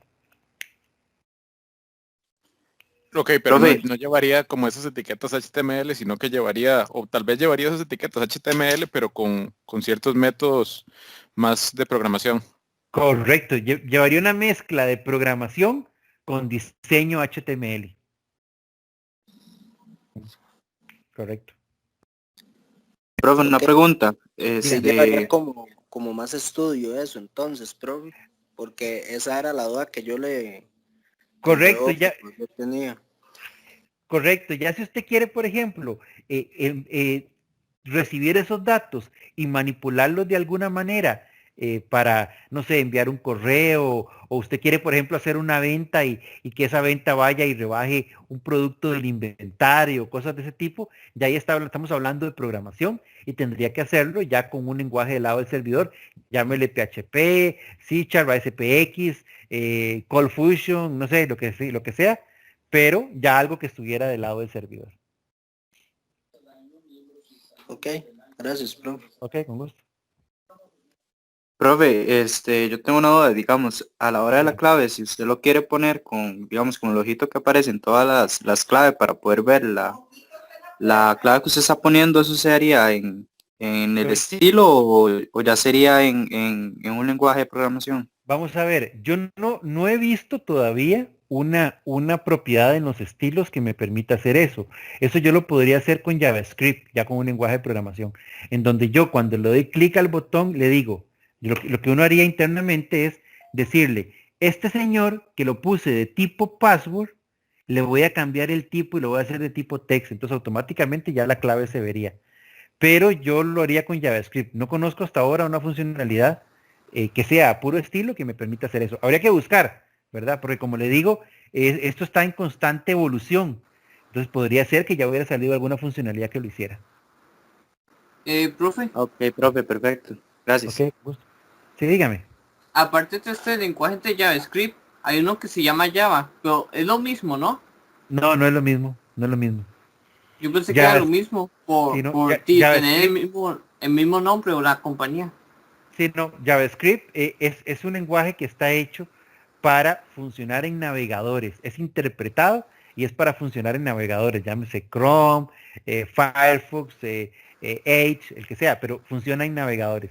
Java es un lenguaje ya de uso general, que es el que, para los que estudian sistemas, es el que ustedes aprenden en el curso de Progra 1, en Introducción a la Programación. Pero son diferentes. Ok. Profe, yo tenía una duda. Dígame, pregúntame. Se le va a ir el tiempo en dudas. No, de por sí solo me queda una diapositiva, pero no hay problema. De cara a los cursos superiores de programación en sistemas, ¿Java hasta qué punto se ve? ¿O ya en el otro cuatri se ven otros lenguajes? ¿O cómo es eso? Java tiene dos propósitos principales del por qué está en la carrera. Uno es obviamente el aprenderlo, porque es un lenguaje muy utilizado, sobre todo desde que empezó a proliferar el tema de las aplicaciones con Android en los teléfonos, Android se desarrolla por excelencia con Java, entonces obviamente empezó a proliferar mucho Java. Esa es la razón número uno. La razón número dos es porque es un lenguaje muy estructurado. Entonces, al ser un lenguaje muy estructurado, es un lenguaje en el que es muy fácil aprender todos los temas que son generales de programación. Por ejemplo, un ciclo, un condicional, objetos, todo eso existe en todos los lenguajes. ¿Ok? Entonces, yo si lo aprendo en un lenguaje, ya lo puedo utilizar en otros. Entonces, ¿qué es lo conveniente? Yo debería de aprenderlo en un lenguaje que sea lo suficientemente estructurado para que después pasarme a los otros no me sea difícil. Por eso es que Java se ve en los 3 primeros cursos de programación que ustedes llevan. Se ve en Introducción a la Programación, en Programación Cliente Servidor Concurrente y en el tercero que se llama Desarrollo Web y Patrones. ¿Okay? Ahí ustedes se involucran mucho con Java y aprenden no solamente Java, sino que aprenden todas las estructuras formales de programación. Luego ustedes pasan a otros lenguajes de programación en donde ustedes más bien lo que llegan es a aprender el lenguaje. O sea, el profesor no llega a explicarles qué es un ciclo. No, ya eso ustedes lo aprendieron. No llega a explicarles qué es un objeto, sino llega más bien a decirles cómo es que los objetos trabajan, por ejemplo, con C#. ¿Ok? O cómo es que yo puedo hacer un ciclo en un lenguaje, en un pseudolenguaje como SQL dentro de un SQL Server. O cómo es que PLSQL en Oracle hace un condicional. ¿Me explico? Son los mismos términos que ya ustedes aprendieron en Java, pero aplicados a otros lenguajes. Entonces, por eso es que se ve muy convenientemente 3 cursos de Java para que quede bien sólido los conocimientos y después de ahí para que ustedes tengan la oportunidad de una manera muy sencilla de pasarse a otros lenguajes. Ok, profe, listo, gracias. Ok, bueno. Lo dejo para que siga. No se preocupe. Voy a presentarles aquí nada más lo último que tengo por aquí. Bueno, 2 cosas, ¿verdad? Importantes. Sí, esto.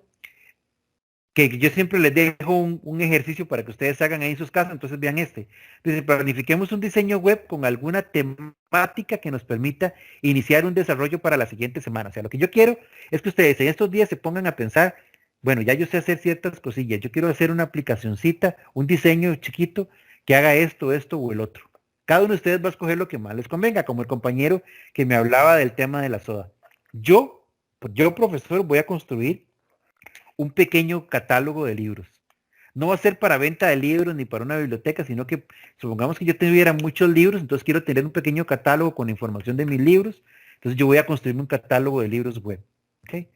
Eso es lo que yo voy a construir y traer preconstruido ya un pedazo para la otra clase. Entonces yo quiero que ustedes empiecen a construir su solución.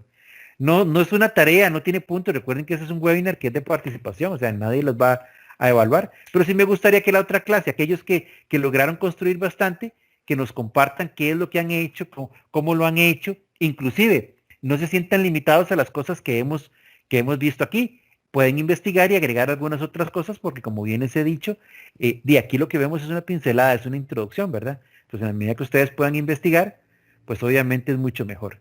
¿Ok? Yo voy a traer iniciado al menos mi catálogo de libros.